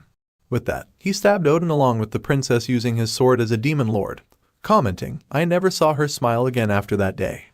To avoid any confusion, I'll now refer to the Nameless Knight as the Demon Lord. In the end, the princess fell under the Demon Lord's curse and was made to sleep for all eternity. All the memories from the beginning till the end flashed before the Demon Lord.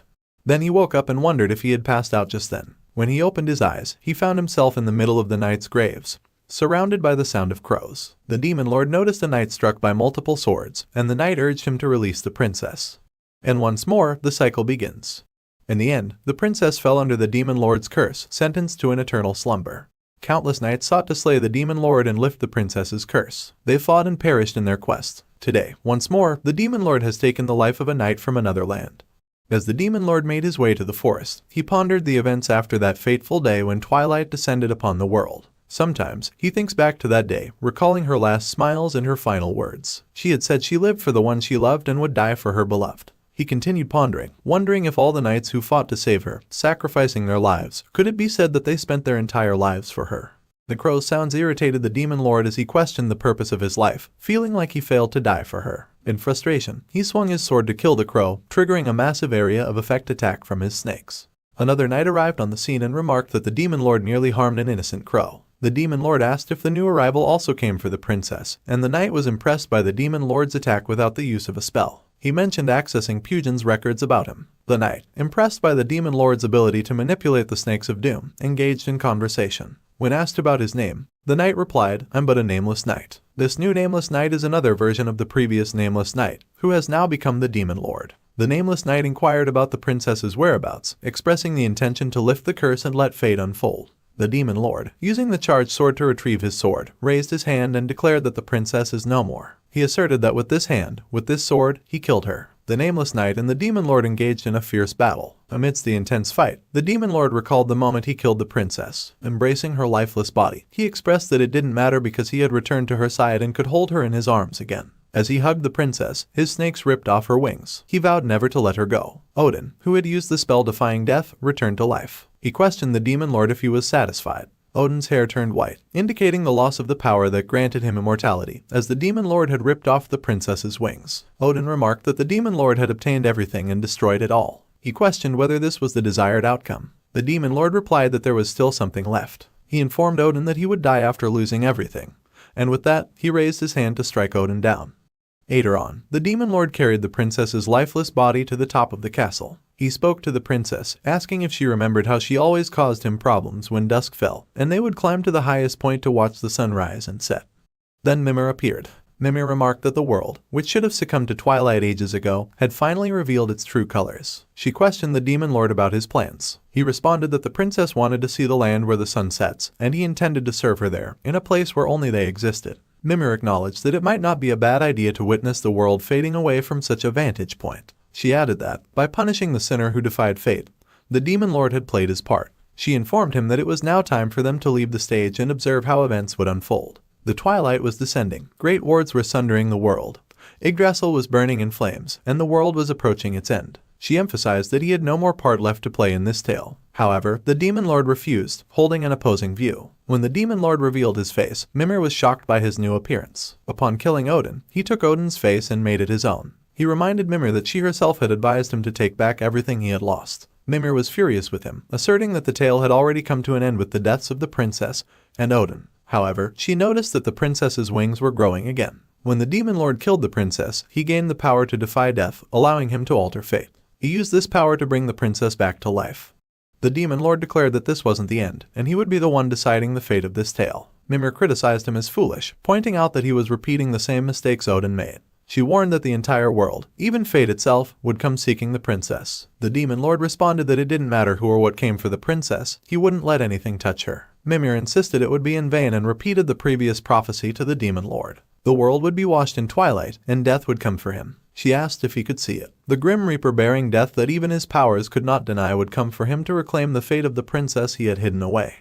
Returning to the present, the Demon Lord faced a new challenge from the Nameless Knight who had killed him. Reflecting on Mimir's words about the Grim Reaper bringing his death, the Demon Lord used his fate-defying spell to resurrect himself. The Nameless Knight confronted him, proposing to continue their earlier conversation and inquiring about the princess's whereabouts. The Demon Lord remained silent. The Nameless Knight expressed confusion, pointing out that Odin had obtained the spell only after claiming the princess, and only he could use it. Therefore, the fact that the Demon Lord could wield the spell indicated his success in reviving the princess, the source of that power. The Nameless Knight persisted, pointing out an anomaly. If the Demon Lord had indeed revived the princess without sacrificing her, why was the world still shrouded in twilight instead of coming to an end? The Demon Lord, puzzled, questioned the Nameless Knight about his identity, his knowledge of him and the princess, and the power to defy death that they both shared. He inquired how the Nameless Knight could use the same spell that defies death. In response, the Nameless Knight simply stated, "Fate. I'm none other than your fate, just as you were Odin's. I'm the fate that has come for you." The Demon Lord was taken aback, realizing that this Nameless Knight also bore Odin's face.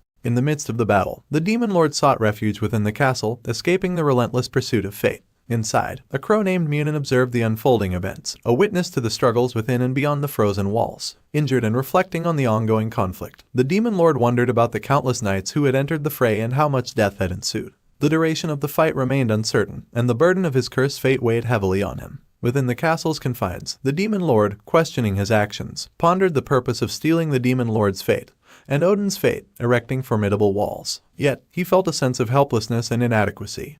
As he approached a door, uttering words in a numerical language, it opened to reveal the princess, now resurrected and encased in an upright isolation tank. Contemplating the meaning of his endeavors, the Demon Lord acknowledged the nullification of death, but the princess's eyes remained closed. Despite his efforts and battles, he found himself with nothing. Overwhelmed by a sense of sin and despair, he questioned why it had all gone wrong, lamenting that his only desire was for the princess. The Nameless Knight swiftly appeared, plunging two swords into the Demon Lord from behind. Addressing the fallen figure, the Nameless Knight observed that the princess had yet to open her eyes. He questioned whether the Demon Lord had only sought refuge in the princess's arms, or if he desired to spend his final moments by her side. Accusing the Demon Lord of committing the sin of coveting what he cannot have, desiring what he must not have, the Nameless Knight drew parallels between him and Odin. With determination, the Nameless Knight proclaimed that the Demon Lord's role had concluded. It was time for him to exit the stage, leaving the resolution of the tale to the knight himself.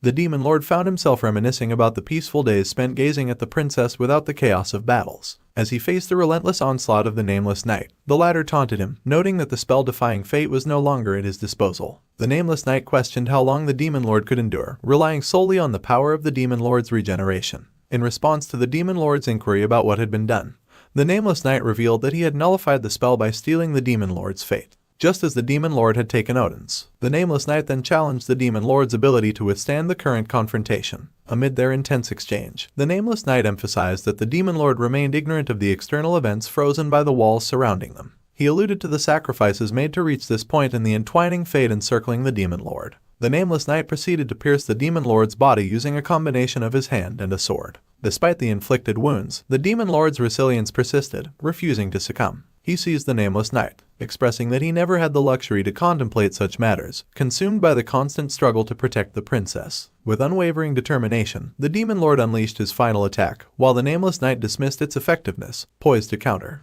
As the battle drew to a close, the Demon Lord succumbed to the Nameless Knight. Observing the Demon Lord's weakened state, the Nameless Knight declared, "That's as far as you go. You can't even regenerate anymore, you've reached your limit." With determination, the Nameless Knight assumed a fighting stance, poised to deliver the final blow. Acknowledging his defeat, the Demon Lord closed his eyes, contemplating his circumstances. In his final moments, he pondered the significance of his life, questioning if he could affirm that he had dedicated his entire existence to her through this struggle. The Demon Lord, reflecting on his memories of the princess, expressed the profound happiness he experienced in her presence, seeing her face, hearing her voice, and cherishing every miraculous moment spent together. He yearned for the chance to witness her smiles once more, even in his final moments of sacrificing himself for her. However, the Nameless Knight surprised everyone by diverting his attack from the Demon Lord and directing it toward the upright isolation tank containing the princess. The Nameless Knight spoke of the countless knights who had fallen and the unique fate each of them bore. He declared himself as the first knight to sever the accursed fate. The Demon Lord, in shock, questioned the Nameless Knight's intentions. To the Demon Lord's astonishment, the Nameless Knight struggled to carry out the act of killing the princess. Frustrated and enraged, the Nameless Knight accused the princess of placing limits on the fate of every knight, and questioned how much longer she would continue to play with their destinies. In a brief moment of wakefulness, the princess reacted swiftly, tearing the Nameless Knight's hand and restoring the shattered glass of the upright isolation tank. Undeterred by her powers, the Nameless Knight remained resolute. Even in his weakened state, the Demon Lord intervened, urging the Nameless Knight to halt. Confused, the Demon Lord reminded him of his promise to lift the curse and let fate unfold. The Nameless Knight acknowledged the promise but revealed a startling truth to the Demon Lord. The curse was not on him but, rather, within him.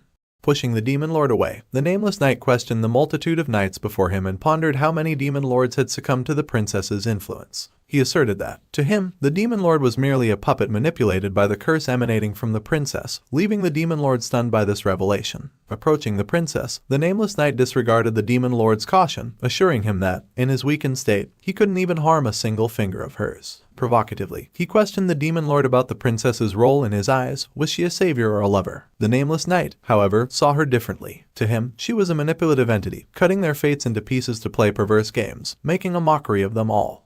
With conviction, the Nameless Knight declared that, if anything, she was the true Demon Lord. He promised to unveil the story of the real Demon Lord to the weakened and bewildered Demon Lord. The scene shifted to the battlefield, filled with countless knights' graves. Munin, the observer, remarked that an unrecorded tale had been observed, unable to verify the knight's code. Suddenly, a stranger appeared, expressing the opinion that a tale with an obvious plot would be boring. The stranger suggested a narrative twist where the knight kills the princess and rescues the Demon Lord, deeming it more interesting. Munin realized that this stranger was the mastermind behind the entire story. Accusing the stranger of treason, Munin discovered that the traitor was, in fact, her own sister. The stranger questioned Munin's curiosity about Odin's actions, implying a deeper connection between Odin, the memories of the world, and Munin's role as an observer. Munin, taken aback, tried to comprehend the revelations her sister was sharing. The stranger unveiled her true identity, revealing herself to be Pugin. She expressed doubt about the appearance of a knight who had discarded his name, claiming it was a tale written by her. Pugin then screamed, questioning whether Odin had been observing everything and how far into this fate he had seen. The scene shifted to Odin in the midst of the battlefield, seated on the corpse of a giant snake. Odin admitted that the strength of the noise had thwarted him once again, preventing him from seeing the ending. In a nutshell, Odin was witnessing a future event in the form of a dream. Pugin's actions shaped the events, leading the Nameless Knight to become a Demon Lord. The appearance of the new Nameless Knight, who understood the princess was the curse, was also orchestrated by Pugin, as it was a tale written by her. Now that Odin is aware of a forthcoming Nameless Knight who will fulfill his desire to die, he retrieved the Demon Lord's head and remarked, "I better hurry so I can prepare for a new tale." So, after the intense events of Season 1, Odin basically stepped back and let the future unfold on its own. At this point, the Nameless Knight had already transformed into a Demon Lord and sealed the princess inside a castle. Another knight, determined and brave, arrives at the castle and makes his way inside. When he finally opens the castle door, he finds the Demon Lord frozen in time. It turns out, time around the castle had stopped completely. Now, here's where things get deep. The Demon Lord begins to speak. He talks about how everything was perfect. The crisp morning air, the way the sun set in the evening, even the simple fall of a blade of grass. And all of it was because of her, the princess. She was his entire world. He admits that he could do anything if it was for her. The scene shifts to Odin's palace, Valsjaf. The Demon Lord, no longer frozen, makes his way inside, heading to the lower floor, 8426 to be exact. As he moves forward, an army of knights appears before him. These knights are the guardians of the Holy Palace, and they immediately demand that he halt. They tell the Demon Lord that his corrupt presence is no longer welcome in this sacred place. But the Demon Lord's not here to fight them. He just wants to know where the princess is. Before he can even finish, the knights attack him. They stab him with their spears, shouting at him to be silent, saying he's unworthy of even speaking the princess's name. Now, this is where things take a turn. The Demon Lord is furious. He pulls out his charged sword and wipes out the knights who attacked him. But more knights come rushing in. Not backing down, the Demon Lord summons multiple swords and unleashes them on the remaining knights, taking them all out. With a chilling resolve, the Demon Lord declares that anyone who stands in his way will be cut down. He takes off his mask, thinking of the princess, and says that even if this wasn't meant to be his fate, he'll keep going.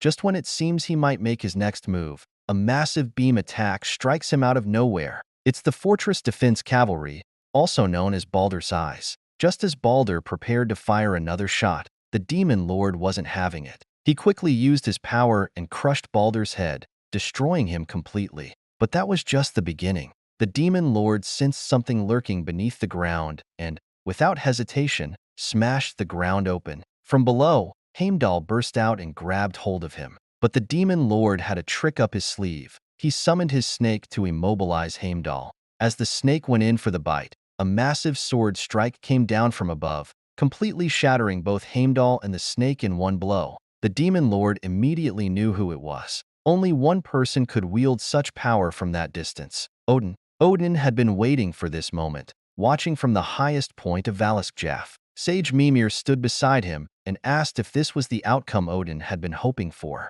Odin, full of excitement, revealed that he was ready for the final battle with the last of the Demon Lords. He saw this as his chance to end the endless cycle and finally free himself from his cursed fate. Meanwhile, Pugin desperately tried to reach the Demon Lord with a crucial message. She wanted to tell him that Odin's true goal wasn't to create the Doll of Salvation. It was to create the Demon Lord himself. Yes, the last of the Demon Lords was Odin's ultimate creation. With the arrival of the Nameless Knight, the final Demon Lord, Odin knew this was it. He no longer needed to create any more Nameless Knights because this one was the destined one. This knight would bring an end to the never-ending cycle. Odin, understanding what was coming, began preparing for the ultimate showdown. The final battle was about to take place. The Demon Lord made his way to the very top of the palace, where Odin was waiting for him. In this critical moment, Odin gave him a name: Ragnarok, the final Demon Lord. The battle kicks off with Odin and the Demon Lord clashing swords,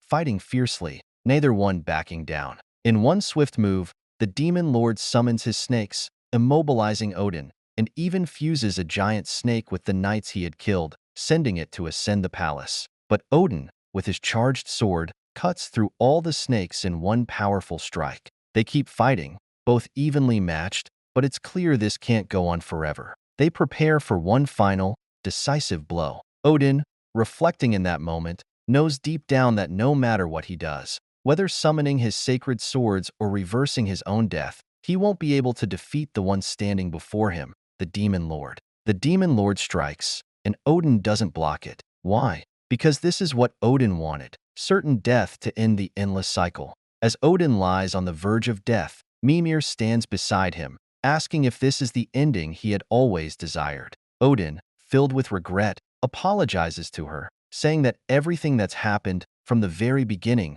has been a series of apologies to her. Mimir, heartbroken, starts crying because she loved him, but Odin's only wish was to die. Before his death, Mimir tells Odin that the Demon Lord has taken the princess and left for the edge of the world. The source of evil has been sealed, and now the Demon Lord is trapped in an endless cycle of self-restraint, so he won't seek to destroy the world. Odin, with his last breath, expresses regret for what he did to the princess, and with that, he dies. But here's the twist. The scene suddenly shifts to another Demon Lord in the present, having a dream of everything that happened between Odin and the Nameless Knight. Yup, you heard that right. The entire story up until now was only a dream of the future. The Demon Lord is deep in thought, reflecting on the dream he had of the future. He noticed how the scenery never changed, how the Nameless Knight would kill a few knights, then kill many more as they came. Just like that Nameless Knight, this Demon Lord was alone, sitting among the corpses of fallen knights. But then,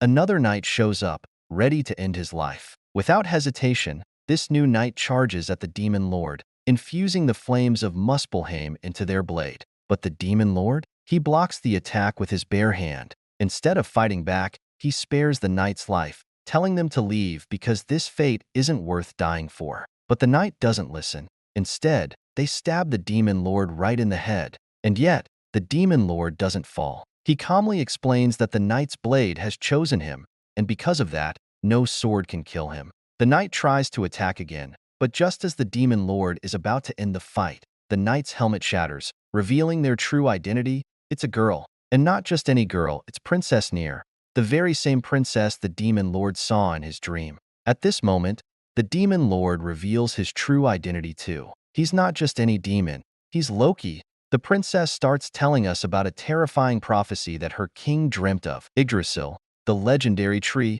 loses its last leaf, and that signals the beginning of an endless winter. A massive serpent, deep beneath the ocean, wakes up as waves crash violently, and the line between land and sea disappears. And then, a monstrous beast shows up, literally devouring the sun and the moon, throwing the world into darkness. Pretty intense, right? But that's not all. The most corrupt ruler ever will be born, and his name is going to be Ragnarok. Yep, the end of everything. And the kicker? The princess reveals that Loki is destined to be this king of beasts. Now, here's where things get interesting. Loki, in typical Loki fashion, calmly says, "Nah, I'm not about that life." He doesn't want to destroy the world or be the demon lord. The princess, of course, isn't buying it. She's convinced Loki's the bad guy here, but Loki flips the script on her. He talks about seeing an entire city of ogres wiped out just a few days ago. The ones who couldn't fight, they were brutally murdered.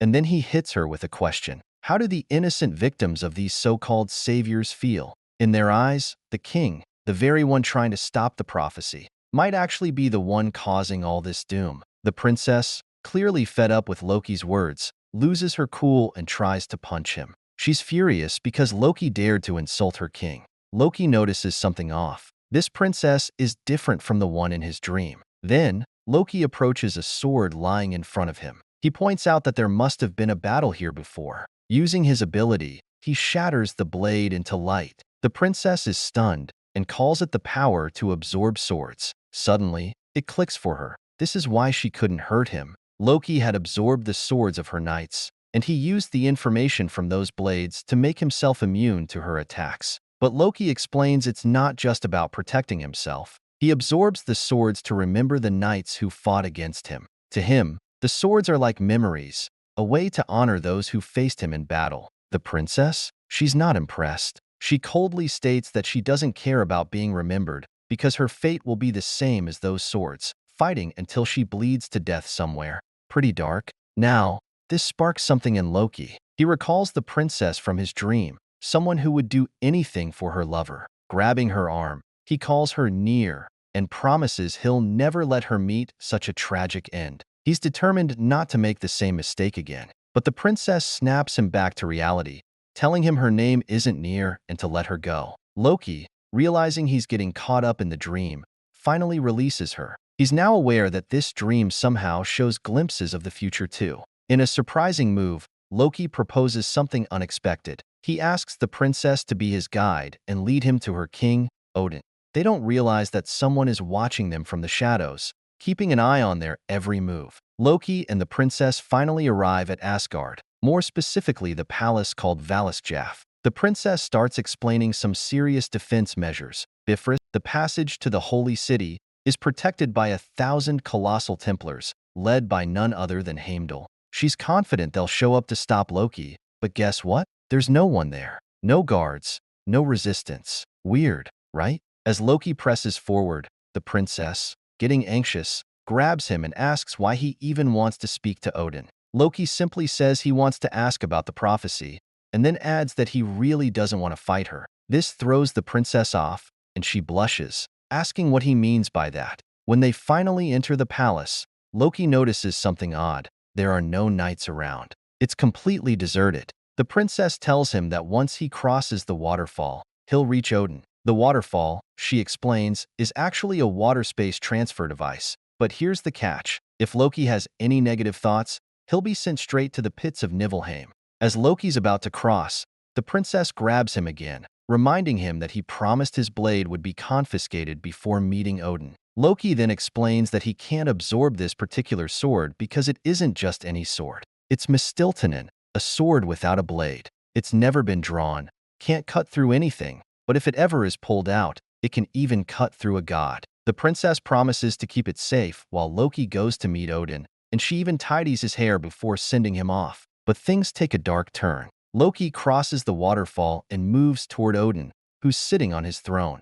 As he gets closer, he realizes something horrifying. Odin is sitting there headless. Just as Loki takes this in, the princess walks in, sees the gruesome scene, and immediately jumps to the conclusion that Loki is the one who killed Odin. In a rage, she manages to draw Mistiltonen, the sword that has never been withdrawn before, and attacks Loki with it. Loki tries to explain to the princess that he didn't kill Odin, but before he can even finish, bam, a powerful spell hits him from behind, sending him flying. Who's the attacker? None other than Heimdall, the giant captain of the knights. Heimdall and his knights surround Loki, but here's the twist. Heimdall doesn't even care that Odin's dead. In fact, he's thankful to Loki, thinking he did the job for them. Turns out, Odin was a nuisance to them too, obsessed with war and possessed by ghosts. Heimdall then asks Loki for the whereabouts of Odin's sword, offering to let him go free if he hands it over. Here's the catch. Heimdall reveals that Odin's sword is no ordinary weapon. It houses the heart of the three sisters of fate, and it's meant to prepare for Ragnarok. This sword has the power to mess with destiny itself. But Loki, of course, has no clue what Heimdall's talking about. Heimdall isn't having it and attacks Loki again with a giant spell, trying to crush him with a massive hand. But Loki's quick. He dodges the attack and even shatters Heimdall's arm into pieces. Furious, Heimdall orders his knights to kill Loki. But Loki isn't going down easily. With sheer willpower, he forces the knights back, screaming at them to sheathe their swords. Then, the princess jumps back into the fight, attacking Loki once again. Loki, realizing she won't back down, does something shocking. He lets her stab him. Why? To prove that he's not the demon lord and that he didn't kill Odin. He makes it clear that he'd rather fight anyone but her. And just when things couldn't get more intense, the mysterious figure who had been watching Loki and the princess earlier finally reveals themselves, stepping in to protect Loki. As the knights charged at Loki, he wasted no time, instantly taking them down using wolves that were fused with him. At that moment, a new figure appeared, Garmr. He assured Loki that he and his brothers would protect him. Heimdall, on the other hand, found this hilarious, since he thought all wolves were exterminated ages ago, especially the dangerous swamp dweller, Fenrir. This hit a nerve with Garmr, who attacked Heimdall, calling it his brother's sorrow. But Heimdall blocked the attack using his massive hands, barely breaking a sweat. Realizing they couldn't win just yet, Garmr ordered his wolves to hold off the knights while he and Loki made their escape. Loki, confused, asked Garmr why he was helping him. Garmr's response? He asked if Loki had the same dream. He explained that it wasn't just any dream, but a prophecy from a sage, one about a new king who would cleanse the world. Garmr then started a teleportation ritual, but it was going to take some time to complete. As Loki tried to talk to the princess, Heimdall made his move, summoning a giant sword from above, one so huge it was impossible to dodge. Just when it seemed like all hope was lost, the princess jumped in, using Mistiltonen, the blade that cuts through gods, to block the giant sword. She turned to Loki and told him she no longer wanted to fight him either. It was a huge moment. Loki, feeling the same, reached out to her, but just as he was about to grab her hand, the teleportation ritual was complete. In an instant, Loki and Garmr were teleported away, landing in a castle built by the survivors of the Aesir. After Loki and Garmr disappear, the princess isn't exactly safe. She gets captured by Heimdall, who has his own agenda. His main goal? To get his hands on both the Demon Lord and Odin's sword before the other knight captains can. So, naturally, he pressures the princess, demanding to know where Loki is. Meanwhile, Loki's got his own mission. He goes to meet the sage, Mimir, who's deep in thought, translating the ancient words that hold the world's wisdom. These are no ordinary words either. Odin had stolen them from her a long time ago. Mimir tells Loki that she'll reveal not only his future, but also the answers to his dream. Mimir starts explaining to Loki that the dream he saw wasn't just any dream. It was a glimpse of possible fates for both him and the world. The future is already twisted by Odin's sword, which is messing with destiny itself. Then the scene shifts to Ormr of Jormungand, who feels relieved when he sees Garmr, happy that his old friend is doing well. They talk about Loki possibly being the king mentioned in the prophecy, and how Garmr finally has a chance to get revenge for his brothers who were killed so cruelly. You can feel the tension building here. But things take a dark turn when Mimir tells Ormr that destiny has already changed course, all thanks to Odin. Ormr, curious and maybe a bit worried, asks, what happens in Loki's dream? Mimir explains that all she can see is an image, a sword of destiny, Ragnarok itself impaled by this sword, sealed within cheers of victory. She also says Ormr's battle will be lost, and his entire existence will be wiped out. Brutal, right? This doesn't sit well with Ormer. He's furious and grabs Mimir by the face, reminding her of their past agreement and the warriors who died saving her. Mimir then drops another bomb. She warns him that the Knights of Asgard have their eyes on Loki too. If Ormer wants to avoid disaster, he must find a way to turn Loki into Ragnarok itself. Mimir's plan? To find a different path before Ragnarok is completely sealed. Fast forward to Ormer finally meeting Loki, and here's where things get tense. Loki, clearly not buying into the whole prophecy thing, apologizes and tells them straight up that he's not their king. He even calls Mimir more of a kid babbling than a wise sage. But Ormer isn't taking no for an answer. He transforms the serpents around his arm into a sword and points it at Loki, telling him that whether he likes it or not, he's bound to be the king. Ormer is ready to force Loki into this role, even if it means dragging him into it by force. Loki realizes that Ormer's sword, Midgard Sormer, is no ordinary weapon.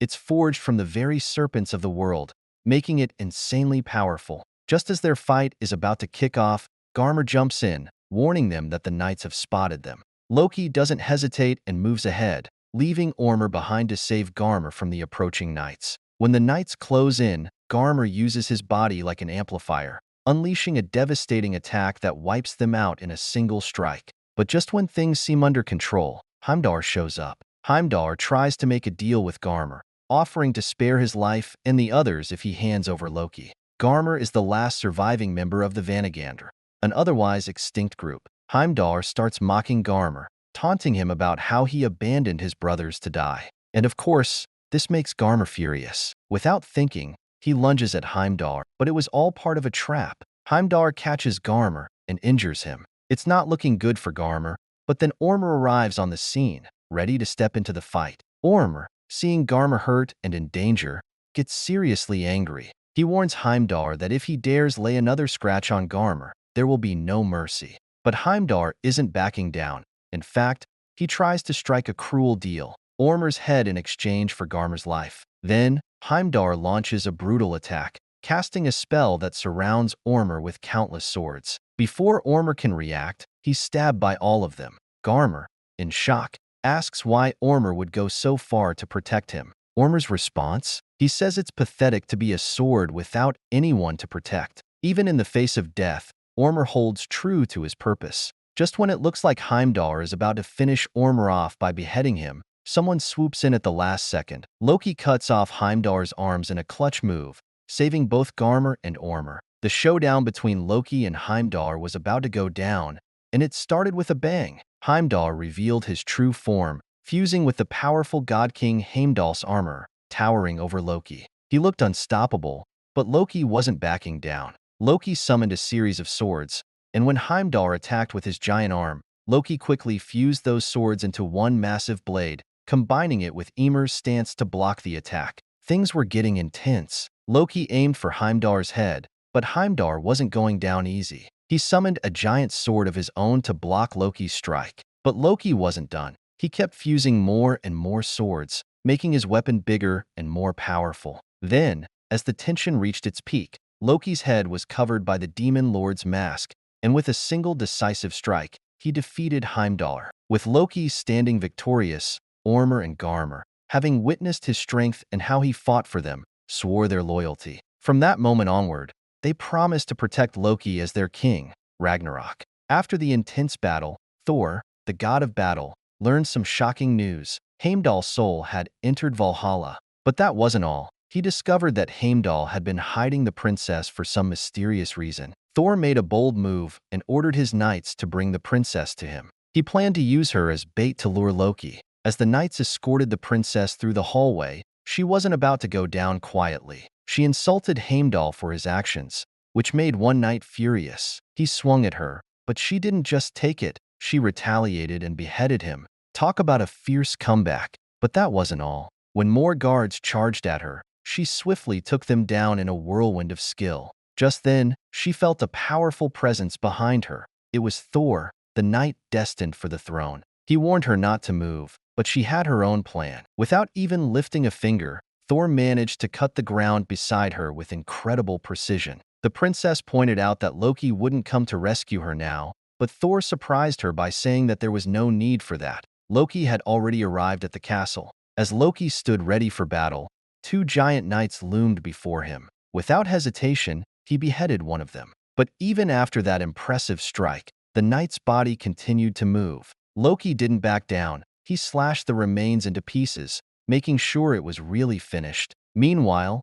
Ormur and Garmr sprang into action, commanding their warriors to secure the bridge. Just when it looked like they had the upper hand, a swarm of knights arrived, blocking their path. A fierce battle was about to erupt. Suddenly, Thor entered the scene, and the atmosphere changed. Every knight bowed to him. Loki, sensing the tension, demanded to know where the princess was. In a shocking moment, Thor revealed her, stabbed by multiple swords, her arms bound in pain. Seeing her like that ignited Loki's rage, and he stepped forward to confront Thor directly. Loki summoned the charged sword and aimed to stab Thor, but Thor was quick, stopping the attack just in time. But Loki was relentless. He created multiple swords in an instant and stabbed Thor, determined to save the princess and fight for his allies. Loki wasn't done yet. He charged at Thor with two massive swords, ready to finish the fight. But his priority was clear. He needed to get to the princess. Just as a knight prepared to behead her, Loki dashed in, slicing the knight down in a flash and saving her from certain doom. As they caught their breath, the princess couldn't help but smile at Loki's presence. There was something about him that brought her joy, even in such dire times. But just as they shared a moment, disaster struck. Thor managed to sneak up and backstab Loki from behind. Despite the swords embedded in him, Thor was healing fast and filled with fury over Loki's actions. As Thor continued to taunt the princess, Loki saw his chance to attack from behind. But Thor was quick. He sensed Loki's movement and was ready to counter. Just when it looked like Thor would dodge, the princess grabbed his leg, holding him in place. This gave Loki the opening he needed, and he managed to strike Thor. However, it wasn't without cost. Loki lost his arm in Thor's swift retaliation. Thor made it clear that next, he'd be aiming for Loki's head. In a desperate bid, Loki urged the princess to run away. He'd rather fight for her than face a grim fate. Using his charged sword, Loki launched multiple daggers at Thor. But Thor, with lightning reflexes, countered again, severing Loki's other arm. Then, with the powerful hammer of light, Thor aimed to end the battle once and for all. Trapped and with nowhere to escape, Loki was caught in the attack and fell, defeated. The princess screamed his name in horror, but something miraculous happened. Loki, who seemed to have died, suddenly came back to life, his body whole again. At the same time, the princess revealed her wings. In that moment, it became clear. She had changed destiny itself. Thor explained that Odin had created a sword meant to slay the demon lord and even fate itself. However, this sword had been thought lost with Odin's death. But in reality, it never took the shape of a sword at all. The princess was the sword, Gungnir, the sword of fate. As Thor realized the significance of the sword of Odin, he understood that Odin had abandoned all his knights just to protect this sword, one that could change destiny. Excited by the possibility, Thor wanted to face off against the sword, believing his own was powerful enough to do so. Thor's sword had a unique ability. It could absorb light, which explained how he could defeat anyone without even moving a muscle. But as he started absorbing the princess's light, something unexpected happened. Thor's sword began to disintegrate. Suddenly, Garmr jumped into action, attacking from below, forcing both Loki and Thor to dodge. Garmr sent his wolf at Thor, but Thor easily dispatched it. However, that was just a distraction. Garmr was casting a teleportation spell around Thor to send him back to Asgard. As Thor tried to say something about the princess, the spell completed and he vanished. But the plot thickens. Garmr then turned on the princess, and when Loki questioned him, Garmr revealed a shocking truth. The cursed sword that Odin left behind, the princess, would ultimately seal Loki's fate during Ragnarok. So, let's break down what's been happening. Sage Mimir had a master plan all along. She knew that the princess was actually Odin's sword. To protect this crucial piece of the prophecy, she ordered Garmr and Ormur to keep an eye on Loki, making sure the prophecy wouldn't change. Meanwhile, everyone in the palace noticed something strange. The world tree was wilting, signaling that things were going awry. Ormur was racing to join Loki and Garmr, but when he finally arrived, he was met with a shocking scene. Loki had just killed Garmr without a moment's hesitation. As Ormr dashed forward in disbelief, Loki warned him to stand aside. He didn't want to hurt Ormr, but he was transforming, his appearance starting to resemble that of the Demon Lord. In a twisted turn of events, Loki hugged the princess, declaring he would kill anyone who dared to approach her. Ormr, heartbroken over Garmr's death, transformed his sword into its true form, unleashing a giant purple serpent to attack Loki and the princess. As the princess fell towards the ground, Loki rushed to save her, but Ormr stood in his way, forcing Loki to deal with him first. With no time to waste, Loki swiftly pushed past Ormr, dashing toward the falling princess. She asked him if he knew she was Odin's sword all along,